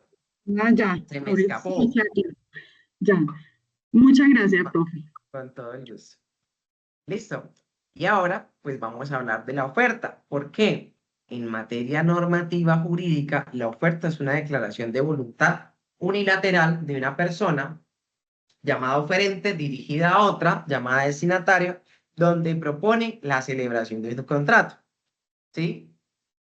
Y aquí miren esta imagen que yo les doy de, no sé, 30% de descuento, todo está a mitad de precio, ojo que estoy vendiendo, Esta declaración debe ser lo suficientemente precisa y completa para que el destinatario pueda aceptarla sin necesidad de una nueva negociación. En términos de la oferta, pues aquí es un elemento fundamental en la formación de los contratos, porque permite a esas partes conocer las diferentes condiciones del contrato y si decide o no celebrar. ¿De acuerdo? Una oferta clara, por ejemplo, evita unos malos entendidos o controversias. Ejemplos, la oferta de un automóvil por un precio determinado. Este es el precio que yo te doy y si ese es el precio que yo te oferto, a la hora de pagar, ya sea en una semana, 2 semanas, 3 semanas, si estamos en el término de la oferta, es el que al consumidor se le tiene que prestar. O también la oferta de un servicio de reparación de electrodomésticos por un precio determinado. ¿De acuerdo? Entonces esos precios tienen que ser muy claros, muy precisos, no tienen que haber confusiones. Y en caso de confusiones, ¿cuál sería la consecuencia? Ojo, nosotros tenemos una norma comercial muy importante que es del Estatuto del Consumidor, Ley 1480 de 2011. Perdón, tenemos 2 manitos alzadas, María Consuelo y luego Diana, cuéntenme. María Consuelo. Profe, a mí se me quedó levantada, qué pena. Dale. Perdóneme. Listo, Diana. Tranquila, Profe, Diana. yo en el tema de lo de la oferta y eso de porcentajes de descuento, yo siempre he tenido una inquietud y es, por ejemplo, cuando se hace todo ese tema de Black Friday, Monday Friday, Wednesday, todas esas ofertas, Sí. muchas de las empresas, por ejemplo, aquí en Colombia, su computador usualmente vale 1.500.000 pesos, pero para esa fecha ponen el valor real, por ejemplo, en 2.500.000, tachan ese valor y colocan el mismo valor que ha tenido el Sí, producto siempre. Eso, sí. digamos, cómo se puede, si se puede, por ejemplo, demandar o se puede como hacer algún tipo de seguimiento, porque casi siempre hace lo mismo en las plataformas. Gracias, profe. Con todo el gusto, Diana. Y es que precisamente nosotros en Colombia tenemos una institución pública, digamos, estructurada para este tipo de temas que se llama la Superintendencia de Industria y Comercio. La Superintendencia de Industria y Comercio es una entidad muy importante porque tiene facultades administrativas y también tiene algunas facultades jurisdiccionales cuando se comportan como jueces en el marco de algunos procesos como la acción de protección al consumidor. Es decir, en materia de derecho del consumo, esto es propio del derecho comercial, por ejemplo, em, la superintendencia cumple un papel muy importante. Para el caso que nos plantea Diana, este evento de que la empresa, no sé, pensemos aquí, Asus en Black Friday tiene los super descuentos, pero si hay alguien juicioso en el mercado que empieza a hacer un seguimiento de cómo se mueve la página web oficial de la empresa, y mira que al final nunca hubo un descuento, sino solamente que se le presumió al consumidor eso. Y se llegan todas las pruebas de las capturas de las pantallas, de las ofertas, mire, este es el día de hoy, este hace una semana, este hace un mes y el precio se mantiene. Todo esto puede ser denunciable ante la Superintendencia de Industria y Comercio. ¿Y qué es lo que pasa? En este caso, pues no habría una indemnización de perjuicios, pero sí habría una sanción en contra de esa empresa porque está violando los derechos de información de los consumidores. Precisamente desconoce los principios de buena fe y más bien está utilizando una competencia que es desleal, que es el engaño, ¿sí? Inclusive puede ir al delito, pero como no se ha configurado una compra además, pero sí está afectando el libre mercado porque está engañando, está utilizando una publicidad engañosa. Y, por ejemplo, la ley 1480 establece la publicidad engañosa y dice que nosotros tenemos el derecho a no recibirla y que las instituciones o autoridades del Estado están para protegernos como consumidores en el mercado. Entonces, ese consumidor o esa persona que está tras bambalinas buscando la necesidad de satisfacer la compra de un equipo, pero ve que en realidad esa empresa no se está comportando de manera adecuada, pues puede utilizar esa queja, esa denuncia, y Asus, pues probablemente puede ser sancionada en estos términos por publicidad engañosa. porque el supuesto descuento en realidad es un descuento disfrazado. Está jugando con los consumidores, está jugando con el mercado, está jugando con sus competidores y no está haciendo las cosas bien. La SIC sanciona ese tipo de eventos. ¿Sí? Por suerte, la superintendencia tiene muchas áreas. Puede ser por protección de datos personales también, por utilizar la competencia desleal, muchos dientes, les digo yo, para ser empleadas a diferentes empresas que desconocen eso, sobre todo en términos de comercio electrónico. ¿De acuerdo? De hecho, en la ley 1480 establece algunas pautas allí. De hecho, pues hay un curso que me gusta mucho que lo diseñé yo, que se llama Protección al Consumidor. Es un curso autodirigido, ¿sí? Que lo alcancé a diseñar, pero tiene toda esta información propia del derecho del consumo, que soy prácticamente fan del mismo. ¿Por qué? Porque la ley 1480 es una norma de esas que les comentaba al principio, que reconoce que el Código Civil no me puede aplicar las reglas del mismo en situaciones en donde estoy enfrentándome a una empresa grande. Entonces, la Ley 1480 del 2011, Estatuto del Consumidor, reconoce esa necesidad de buscar un equilibrio contractual y me da normativas para proteger mis intereses como consumidor. ¿De acuerdo? Digamos, el artículo 33 habla de las promociones y ofertas. ¿Quién me puede colaborar con la lectura de este artículo, por favor? Estatuto del Consumidor, Ley 1480 de 2011. Artículo 33. Promociones y ofertas. Los términos de las promociones y ofertas obligan a quien las realice y estarán sujetas a las normas incorporadas en la presente ley. Las condiciones de tiempo, modo, lugar y cualquier otro requisito para acceder a la protección y oferta deberán ser informadas al consumidor en la publicidad, sin perjuicio de las sanciones administrativas a que haya lugar. De no indicarse la fecha de iniciación de la promoción u oferta, se entenderá que rige a partir del momento en que fue dada a conocer al público.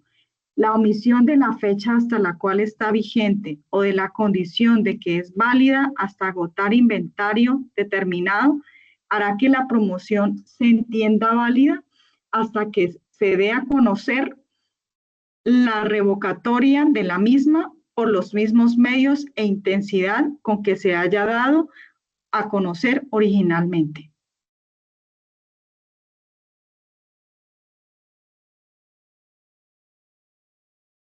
Muchísimas gracias, María Consuelo. Y es que las promociones, ofertas, piensen siempre en ese famoso sonidito que dice términos y condiciones. ¿De acuerdo? Entonces, todas las ofertas tienen unos términos y condiciones. Pueden estar sujetas a un plazo. Es decir, no sé, están sujetas hasta que sea sábado 6 de septiembre. Puede estar sujeta a la disponibilidad del producto. Tenemos 1000 ejemplares hasta que se acaben. Entonces, las promociones, ofertas, los términos obligan en cierto sentido a ese oferente, a esa empresa o persona natural o jurídica que las ofrece al mercado.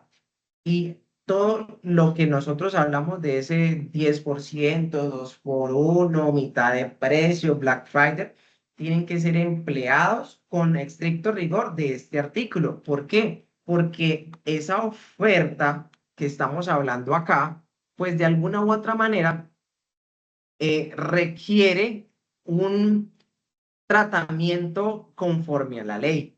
Esa promoción, esa oferta, al ser expuesta al consumidor, debe ser cumplida en el mismo sentido. Es decir, el descuento tiene que verse reflejado. En realidad, el producto tiene que cumplir con las condiciones. ¿Por qué? Porque si no cumplimos con eso, pues estamos, además de estar sujetos a las sanciones administrativas, esta omisión puede también dar y afectar ese mercado.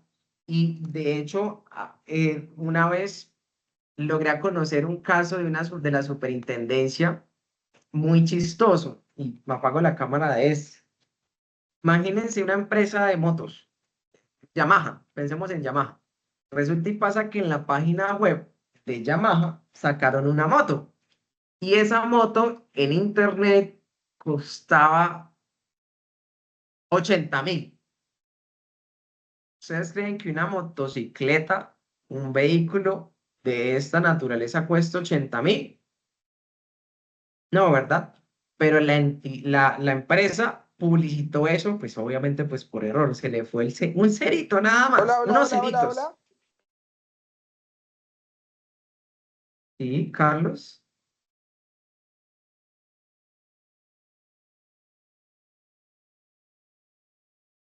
Los saludó, se asustó y se fue, Carlos. Bueno, entonces, por ejemplo, en el caso de esta empresa, hipotético, tiene otro nombre, pero pues sí es un caso real. eh, Fue muy interesante porque muchas personas adquirieron esa oferta y una de esas personas fue a la jurisdicción y le dijo a la superintendencia, venga, pero a mí me publicitaron la motocicleta y el valor el que estaba allí y la oferta y el estatuto del consumidor me dice que la empresa me tiene que cumplir a mí la oferta que tiene. Y estaba puesta ahí en conocimiento. Entonces, miren que ese tipo de situaciones generan conflictos jurídicos. Otro también que es muy común, que yo estoy en el supermercado y está el precio ofertado al público. Y a la hora de yo ir a la caja para pagar, el precio cambia, es mayor. Un principio que establece esa ley 1480 es que en caso de duda, sí tiene que favorecer al consumidor de la situación más favorable. ¿Cuál sería la situación más favorable entre un precio alto y un precio bajo? Pues que al consumidor se le cobije con ese precio bajo. Entonces, pues también otro caso de que se me ocurre es el tema de la disponibilidad del producto. Si yo ofrezco, por ejemplo, este código, este libro, en un estante, significa que yo tengo por decirlo así, en stock más ejemplares. Y si yo no tengo ejemplares, que se agote, por ejemplo, el último, así sea el de muestra. Pero hay situaciones del comercio electrónico, por ejemplo, en el comercio electrónico, que también tienen ese declive. Está el producto ofertado, lo compro y después me rechazan la transacción. ¿Por qué? Ah, sí estaba ofertado en la página web, pero no tengo disponibilidad. ¿Qué es lo que hago? Resolver el contrato, te devuelvo el dinero y aquí haga de cuenta que no pasó nada. ¿De acuerdo? Me escriben por aquí.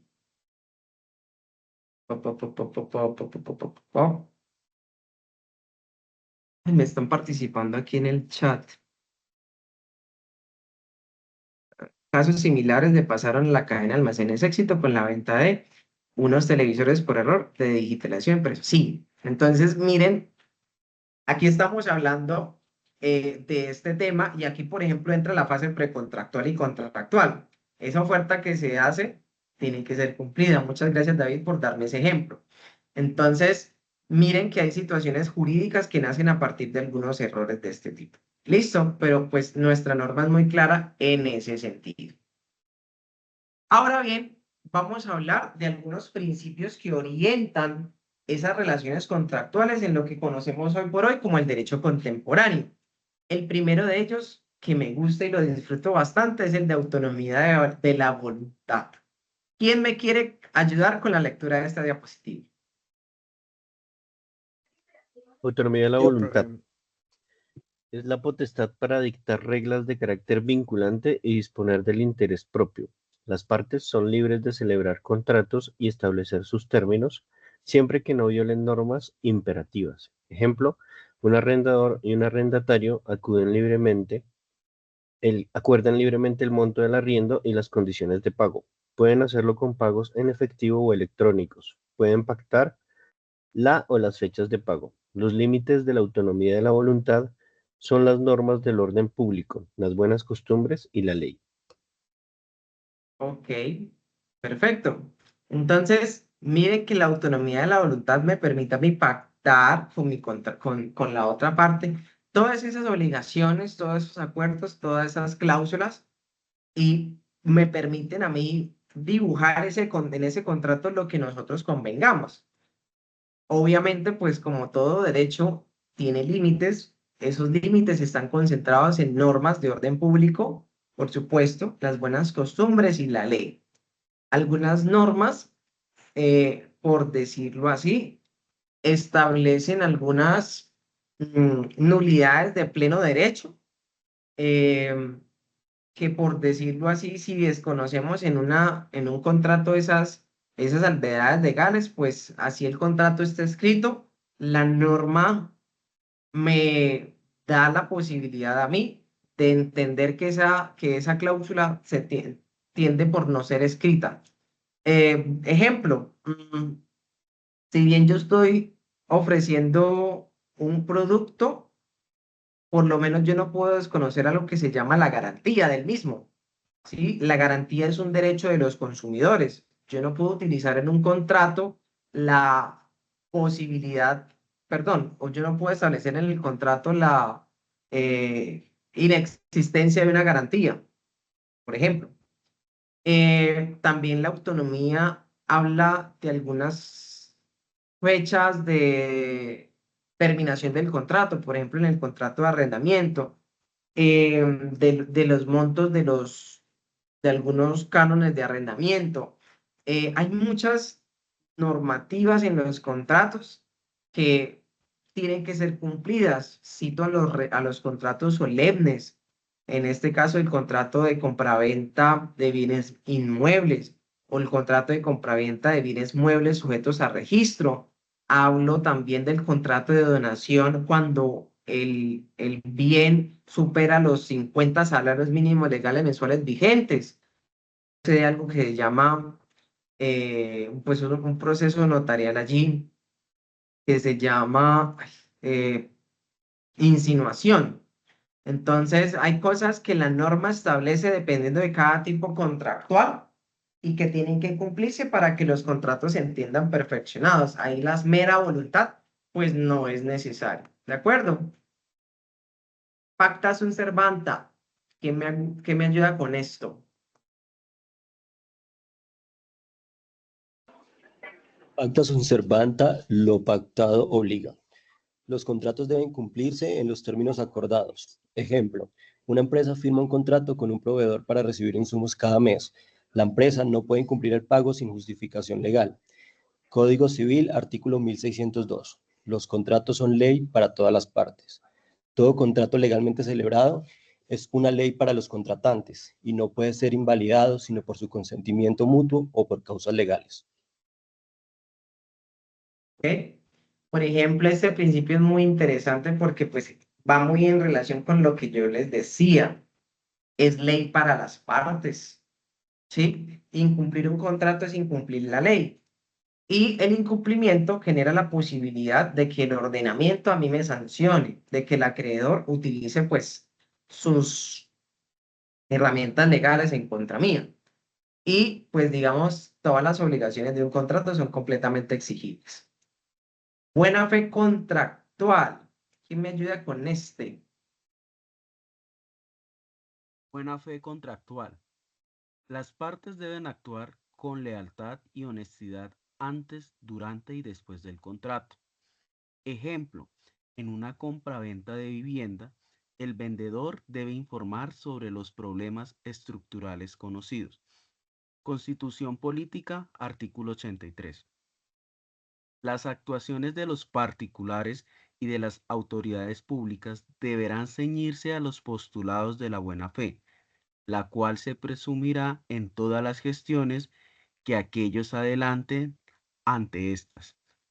Código de Comercio, artículo 871, principio de buena fe.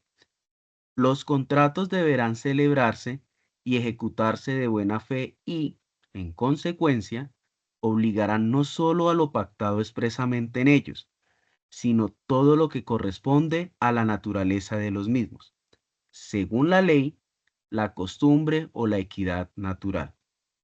Código Civil, artículo 1603, ejecución de buena fe. Los contratos deben ejecutarse de buena fe. y por consiguiente obligan no solo a lo que en ellos se expresa, sino todas las cosas que emanan precisamente de la naturaleza de la obligación o que por ley pertenecen a ella. Muchísimas gracias, Manuel André.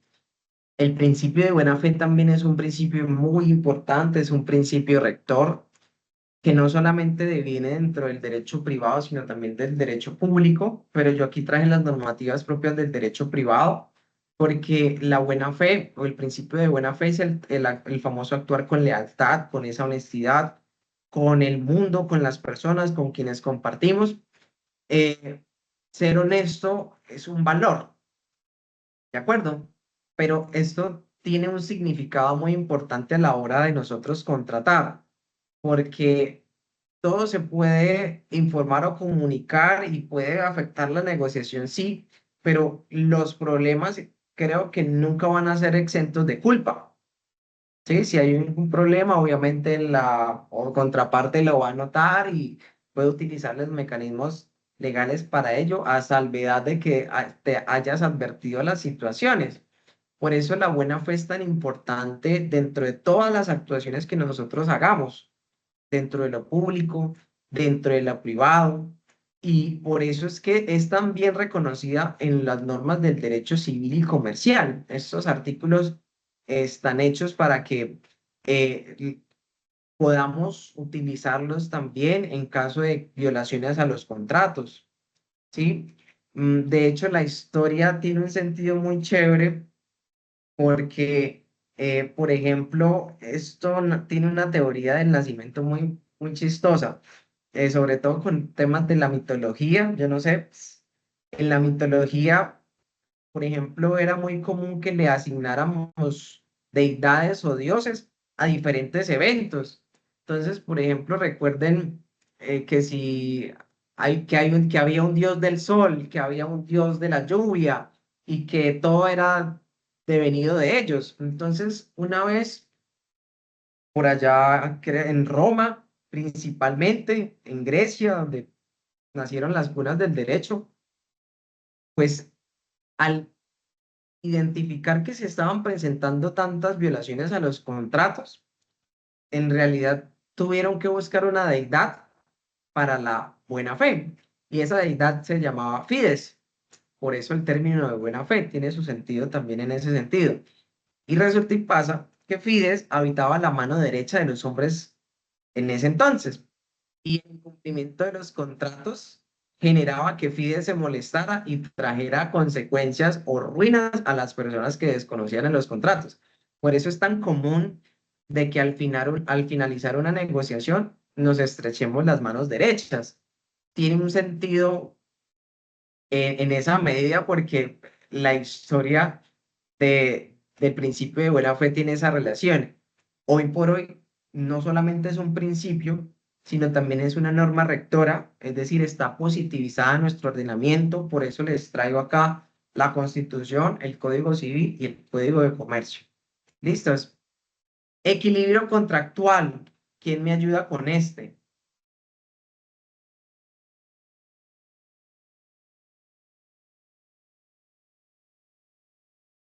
Equilibrio contractual. No debe haber cláusulas abusivas que perjudiquen a una de las partes. Ejemplo, una persona compra un televisor en una tienda y el contrato de compra establece una cláusula que dice: el vendedor no se hace responsable por defectos de fábrica después de la entrega del producto. Esta cláusula es abusiva porque limita los derechos del consumidor a la garantía legal, exime al vendedor de una responsabilidad que le impone la ley, genera un desequilibrio al dejar al comprador sin protección en caso de fallas del producto. En Colombia, el Estatuto del Consumidor, Ley 1480 del 2011, prohíbe este tipo de cláusulas y protege al comprador garantizando que el producto deba contar con una garantía mínima. En este caso, la Superintendencia de Industria y Comercio podría sancionar a la tienda por incluir condiciones abusivas en el contrato. Carol, muchísimas gracias. Y es que el equilibrio contractual habla mucho de esas cláusulas abusivas y es que nosotros a veces en los contratos somos víctimas de los famosos contratos de adhesión. ¿Reconocen que es un contrato de adhesión? ¿O han No, escuchado hablar del contrato de adhesión? No, señor. Sí, señor, no, señor. perdón, sí, señor, que digamos que uno se adhiere a las condiciones de que la persona le está ofreciendo. Por ejemplo, en el contrato de seguros son contratos de adhesión, porque Ujú. uno se adhiere a las condiciones de la aseguradora. Ese era mi Perfecto, ejemplo. Norma. Súper bien, sí. El contrato de adhesión es ese contrato que en realidad, o también llamados contratos leoninos, en donde en realidad nosotros como personas naturales no tenemos la posibilidad de ni siquiera modificar el contenido de los contratos, solamente lleguemos a qué, a firmar. Sí, por ejemplo, cuando nosotros solicitamos un préstamo de dinero, no podemos decirle a Bancolombia, a BBVA, a la vivienda, que no, venga, banco o financiera, cámbieme las tasas de interés, cámbieme eso, modifíqueme aquí. O sea, ellos en realidad no van a hacerlo. Ellos dan el contrato y uno lo que llega a hacer es a firmar. Pero esos límites de la famosa voluntad privada precisamente entran acá porque las cláusulas abusivas en los términos del Estatuto del Consumidor, Ley 1480-2011, pueden también ser nulas de pleno derecho, puede generar consecuencias y además pueden ser demandables en casos en donde limiten todas aquellas libertades y derechos que establece la ley para los consumidores o para las partes en los contratos. ¿De acuerdo? Y ese equilibrio contractual pues busca precisamente esa relación de paridad entre las partes. Diana Marcela, cuéntanos, tiene la manita alzada. Yo tengo una pregunta, profe. De pronto el Sí. marco normativo no puede ser, pero me genera la inquietud. O sea que, por ejemplo, un contrato de adhesión también podrían ser los contratos de condiciones uniformes de las empresas de servicios públicos domiciliarios. Sí, aquí aplica absolutamente todo. Todas las relaciones comerciales, contractuales nos ayudan aquí. El Estatuto del Consumidor tiene un ámbito de aplicación bastante grande. ¿Cuál es el problema, por ejemplo, de las instituciones o de las empresas que ofertan el servicio público? Que normalmente no hay quien le haga la lucha a ellos. Entonces ellos sí establecen muchas cláusulas abusivas o también incurren en prácticas de competencia desleal. Hay superintendencias que regulan muchas cosas de este tipo.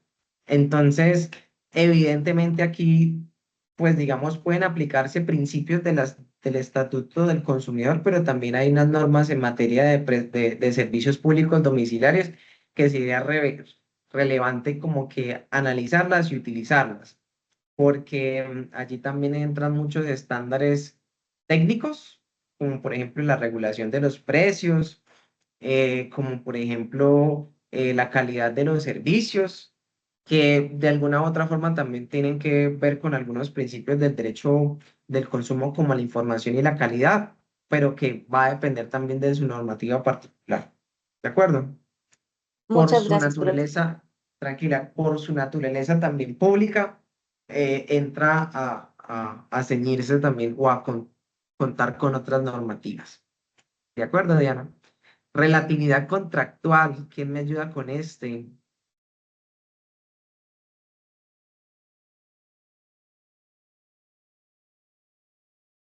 Yo, relatividad contractual. El contrato solo vincula a quienes lo firman y no a terceros. Ejemplo, si Luisa y Juan firman un contrato de prestación de servicios, Camilo, un tercero, no puede exigir su cumplimiento ni reclamar beneficios de él. Perfecto, muchas gracias, Ángela María. Efectivamente, la relatividad contractual tiene que ver con la identificación de las partes, ¿sí? En los contratos normalmente hay dos partes y quienes firman o quienes los perfeccionan son los llamados a garantizar y realizar esas obligaciones, estas prestaciones. Personas ajenas a ellos, pues no está bien que lleguen a exigir los temas contractuales. Sí puede suceder eh, que existan otras garantías, como por ejemplo pólizas, ¿sí? Que también son interesantes de revisar, pero por ejemplo esa empresa aseguradora también vendría a ser parte. Entonces la relatividad contractual tiene que ver es con alguien que en nada tiene que ver ni tiene un vínculo contractual para este tipo de relaciones. ¿De acuerdo? Esa es una salvedad también que es muy importante hacer. No abusar del derecho, este me gusta mucho. ¿Quién me quiere ayudar? Creo que Norma por ahí habría abierto el Yo, micrófono. yo, ¿Quién es yo? Dolis Yesenia. Dale, Doris. Dice, el abuso del derecho ocurre cuando una de las partes de un contrato ejerce un derecho de manera excesiva, desleal o contraria a la buena fe, perjudicando a la otra parte. Aunque formalmente actúe dentro de la ley, su conducta se considera abusiva porque va en contra de los principios de equidad, justicia y equilibrio contractual. Ejemplo, un arrendador incluye en el contrato una cláusula que permite desalojar al arrendatario sin previo aviso y sin justa causa. Vulneraría los derechos del arrendatario, ya que la ley exige un preaviso y justificación para terminar el contrato. Ley 820 del 2003. Doris Yesenia, muchas gracias. Y sí, por ejemplo, en el caso del contrato de arrendamiento, en materia de bienes, el dueño de un inmueble puede hacer lo que se le dé la gana con su casa. Puede pintarla, modificarla, reestructurarla, etcétera, etcétera, etcétera. Derechos de dominio, sobre su propiedad. Pero cuando entran factores adicionales como un arrendatario a través de un contrato de arrendamiento, esos superpoderes, los llamo yo, sobre los bienes inmuebles, entran a apaciguarse. Porque si bien tiene una serie de derechos sobre el inmueble, también tiene una serie de obligaciones que cumplir frente a ese arrendatario. ¿De acuerdo? Entonces, su derecho no puede superponerse a las obligaciones contractuales establecidas. Esa vulneración de los derechos del arrendatario se configuraría en un abuso del derecho que tiene el arrendador, porque no puede disponer y hacer lo que se le dé la gana con el inmueble así como así. Para eso entonces no arriende. ¿De acuerdo? No abusar del derecho también tiene que ver con la posibilidad de saber los límites de que yo puedo hacer. De hecho, también puede ser una estrategia de defensa. ¿Por qué? Porque a veces en Colombia normalmente las personas abusan mucho de su propio derecho. Y es que nosotros en Colombia tenemos diferentes vías. Ejemplo, podemos acudir a la jurisdicción ordinaria, pero también podemos ir a la jurisdicción penal. Entonces me exiges por un lado, me denuncias por el otro, ¿a quién le tengo que responder? Hay una, o sea, abusar del derecho también pues, es una afectación a las normas y valores principialistas del ordenamiento. ¿De acuerdo? Y con este Profe, último principio, ¿sí, Ángela María? perdona que te interrumpa. Ahorita que Dime. dijiste eso del abuso del derecho, em, hay gente que, como dices tú, profe, hay gente que por deporte demanda. De pronto uno cómo puede, bueno, gracias a Dios no me ha pasado, pero por ejemplo, en caso tal, uno cómo puede, digamos que pongamos un caso en donde me demandan por una cosa, yo me defiendo y demuestro que no. Después viene la persona y agota ese recurso, pero viene y se pega de otra cosa. Y dale con el cuento. ¿En qué momento yo puedo ponerle un tate quieto a nivel legal a esa persona y decir, hey, mira, ya esta persona está abusando del derecho porque aquí está la prueba que ha venido haciendo una cosa como hostigamiento hacia mi persona por todo lo que ha venido haciendo conmigo? Entonces, ¿qué tate quietos hay en ese caso a nivel legal, hablando jurídicamente, se le Ajá. puede poner a una persona de esas? Bueno, me encanta esa palabra, tate quieto. Dentro del régimen ordinario, por ejemplo, se puede utilizar en la contestación de la demanda, ¿sí?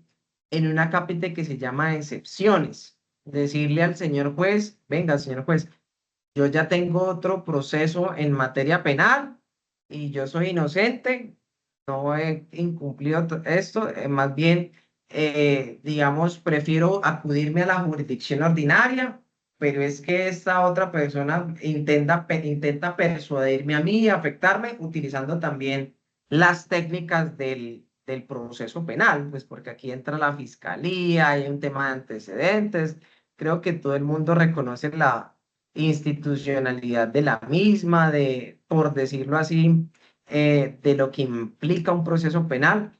Entonces, hay diferentes momentos procesales. Uno de ellos que consideraría es este. ¿De acuerdo? Para que lo tengamos en cuenta. ¿Sí?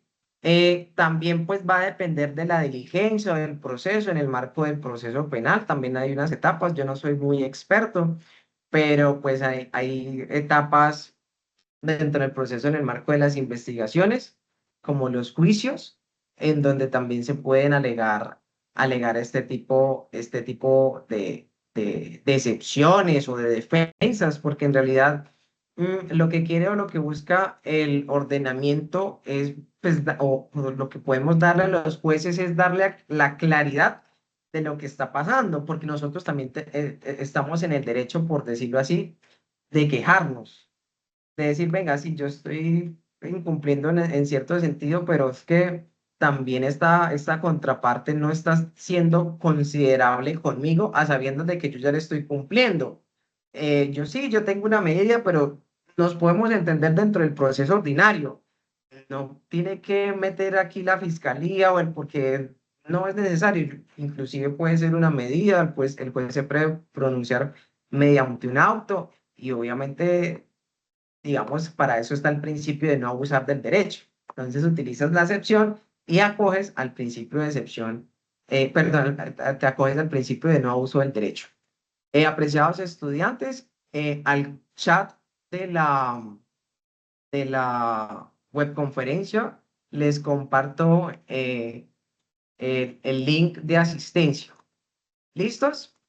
Entonces, aprovechemos estos 5 minutos que nos quedan para diligenciar la asistencia, no sin antes preguntarles si tienen dudas, si tienen inquietudes o si tienen algo por mencionar sobre esta primera webconferencia del curso. ¿Les pareció chévere el ejercicio? ¿Qué tal la teoría con la práctica? ¿Todo en orden?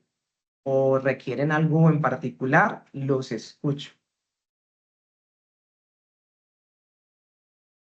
Profe, qué pena, es que a mí no me aparece el chat, o sea, no veo las conversaciones. ¿Qué te sale a ti? Yo miro la plataforma, está gente y está chat. Está en el margen izquierdo. Sí, pero no me, o sea, solamente aparece webconferencia y no me aparecen los mensajes, o sea, es como si no estuviera vinculado. ¿Será que entro y vuelvo? ¿Salgo y vuelvo a entrar? Sí, porque tienes que autorizar datos personales. Recordemos que nos encontramos en el periodo 1604 de 2025 y le damos siguiente. Seleccionamos el programa, que es programa de derecho, y ahí el formulario nos lleva. ¿Sí? Si quieres, Diana, te lo paso por interno, tú me dirás. Creo que Diana salió. ¿Cuál es el periodo? Apreciado Luis Carlos, 1604.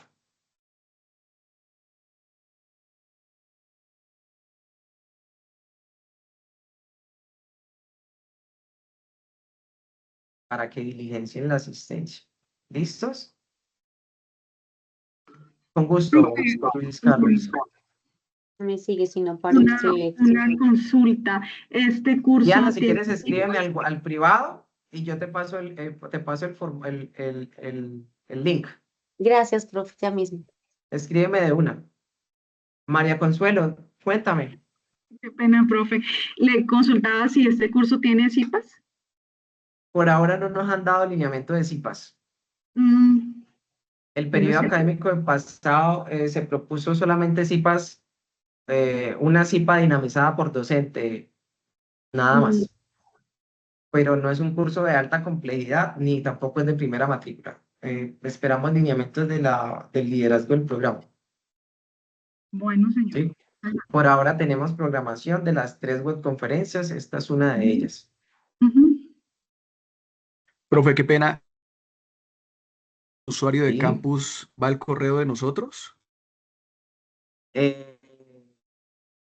Ahí normalmente es la cédula, ¿no? Ya pueden acceder al campus con su Antes cédula. Creo que es eso.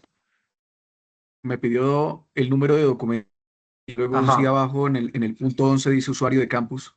¿Nuevamente la Sí, cédula? es que, bueno, si no te la sabes, coloca la cédula, porque ya la plataforma se actualizó y ahora también pueden entrar con sus cédulas.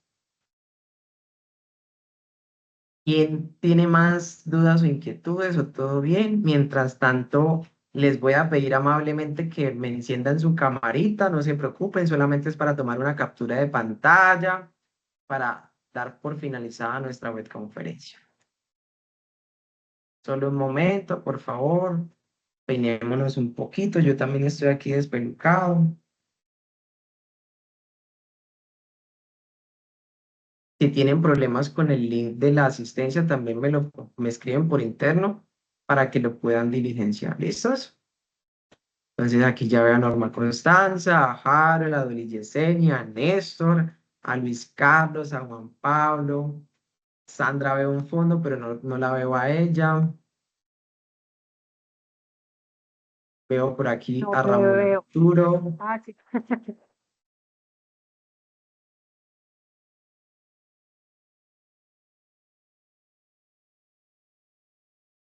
Vamos a ver aquí si podemos Listo, iniciar profe, las terminé la listas. encuesta.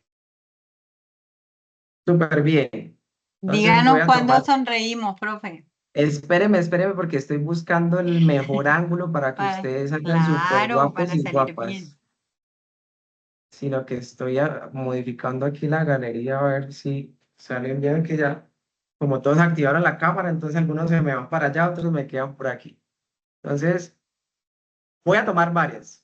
Voy a empezar ya. ¿Listo? Sonrían. Ok, ya tengo la primera. La voy a compartir por acá por red de cursos.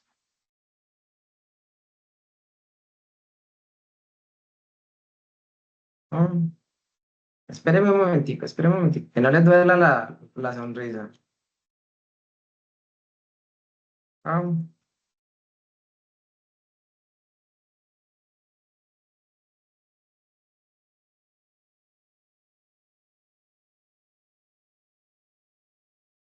Listo, ahora voy a tomar, hay una opción que me gusta mucho que es la de galería en gran tamaño, que están todos ahora sí. Otra, la final, sonrían. Listos. Bueno, chicos, espero que esta webconferencia haya sido de todo su gusto. Un gran aplauso para ustedes porque se lo merecen estar aquí un viernes en la noche. Entonces, los felicito por la participación también de todos y todas. Espero que haya sido de su agrado. Recuerden que esta primera fase termina este lunes. Entonces, nos ponemos súper juiciosos en los foros para yo Está poder allá revisar y afuera. calificarles luego. Ahí en la ¿Listos? bolsa blanca estaban las Con todo el migas. gusto. Entonces, damos por terminada nuestra webconferencia. Que pasen una feliz noche. Hasta luego. Igualmente, Chao. profe, muchas gracias. Muchas gracias, profe. Feliz Buenas noche. noches. Feliz noche. Hasta luego, profe, gracias.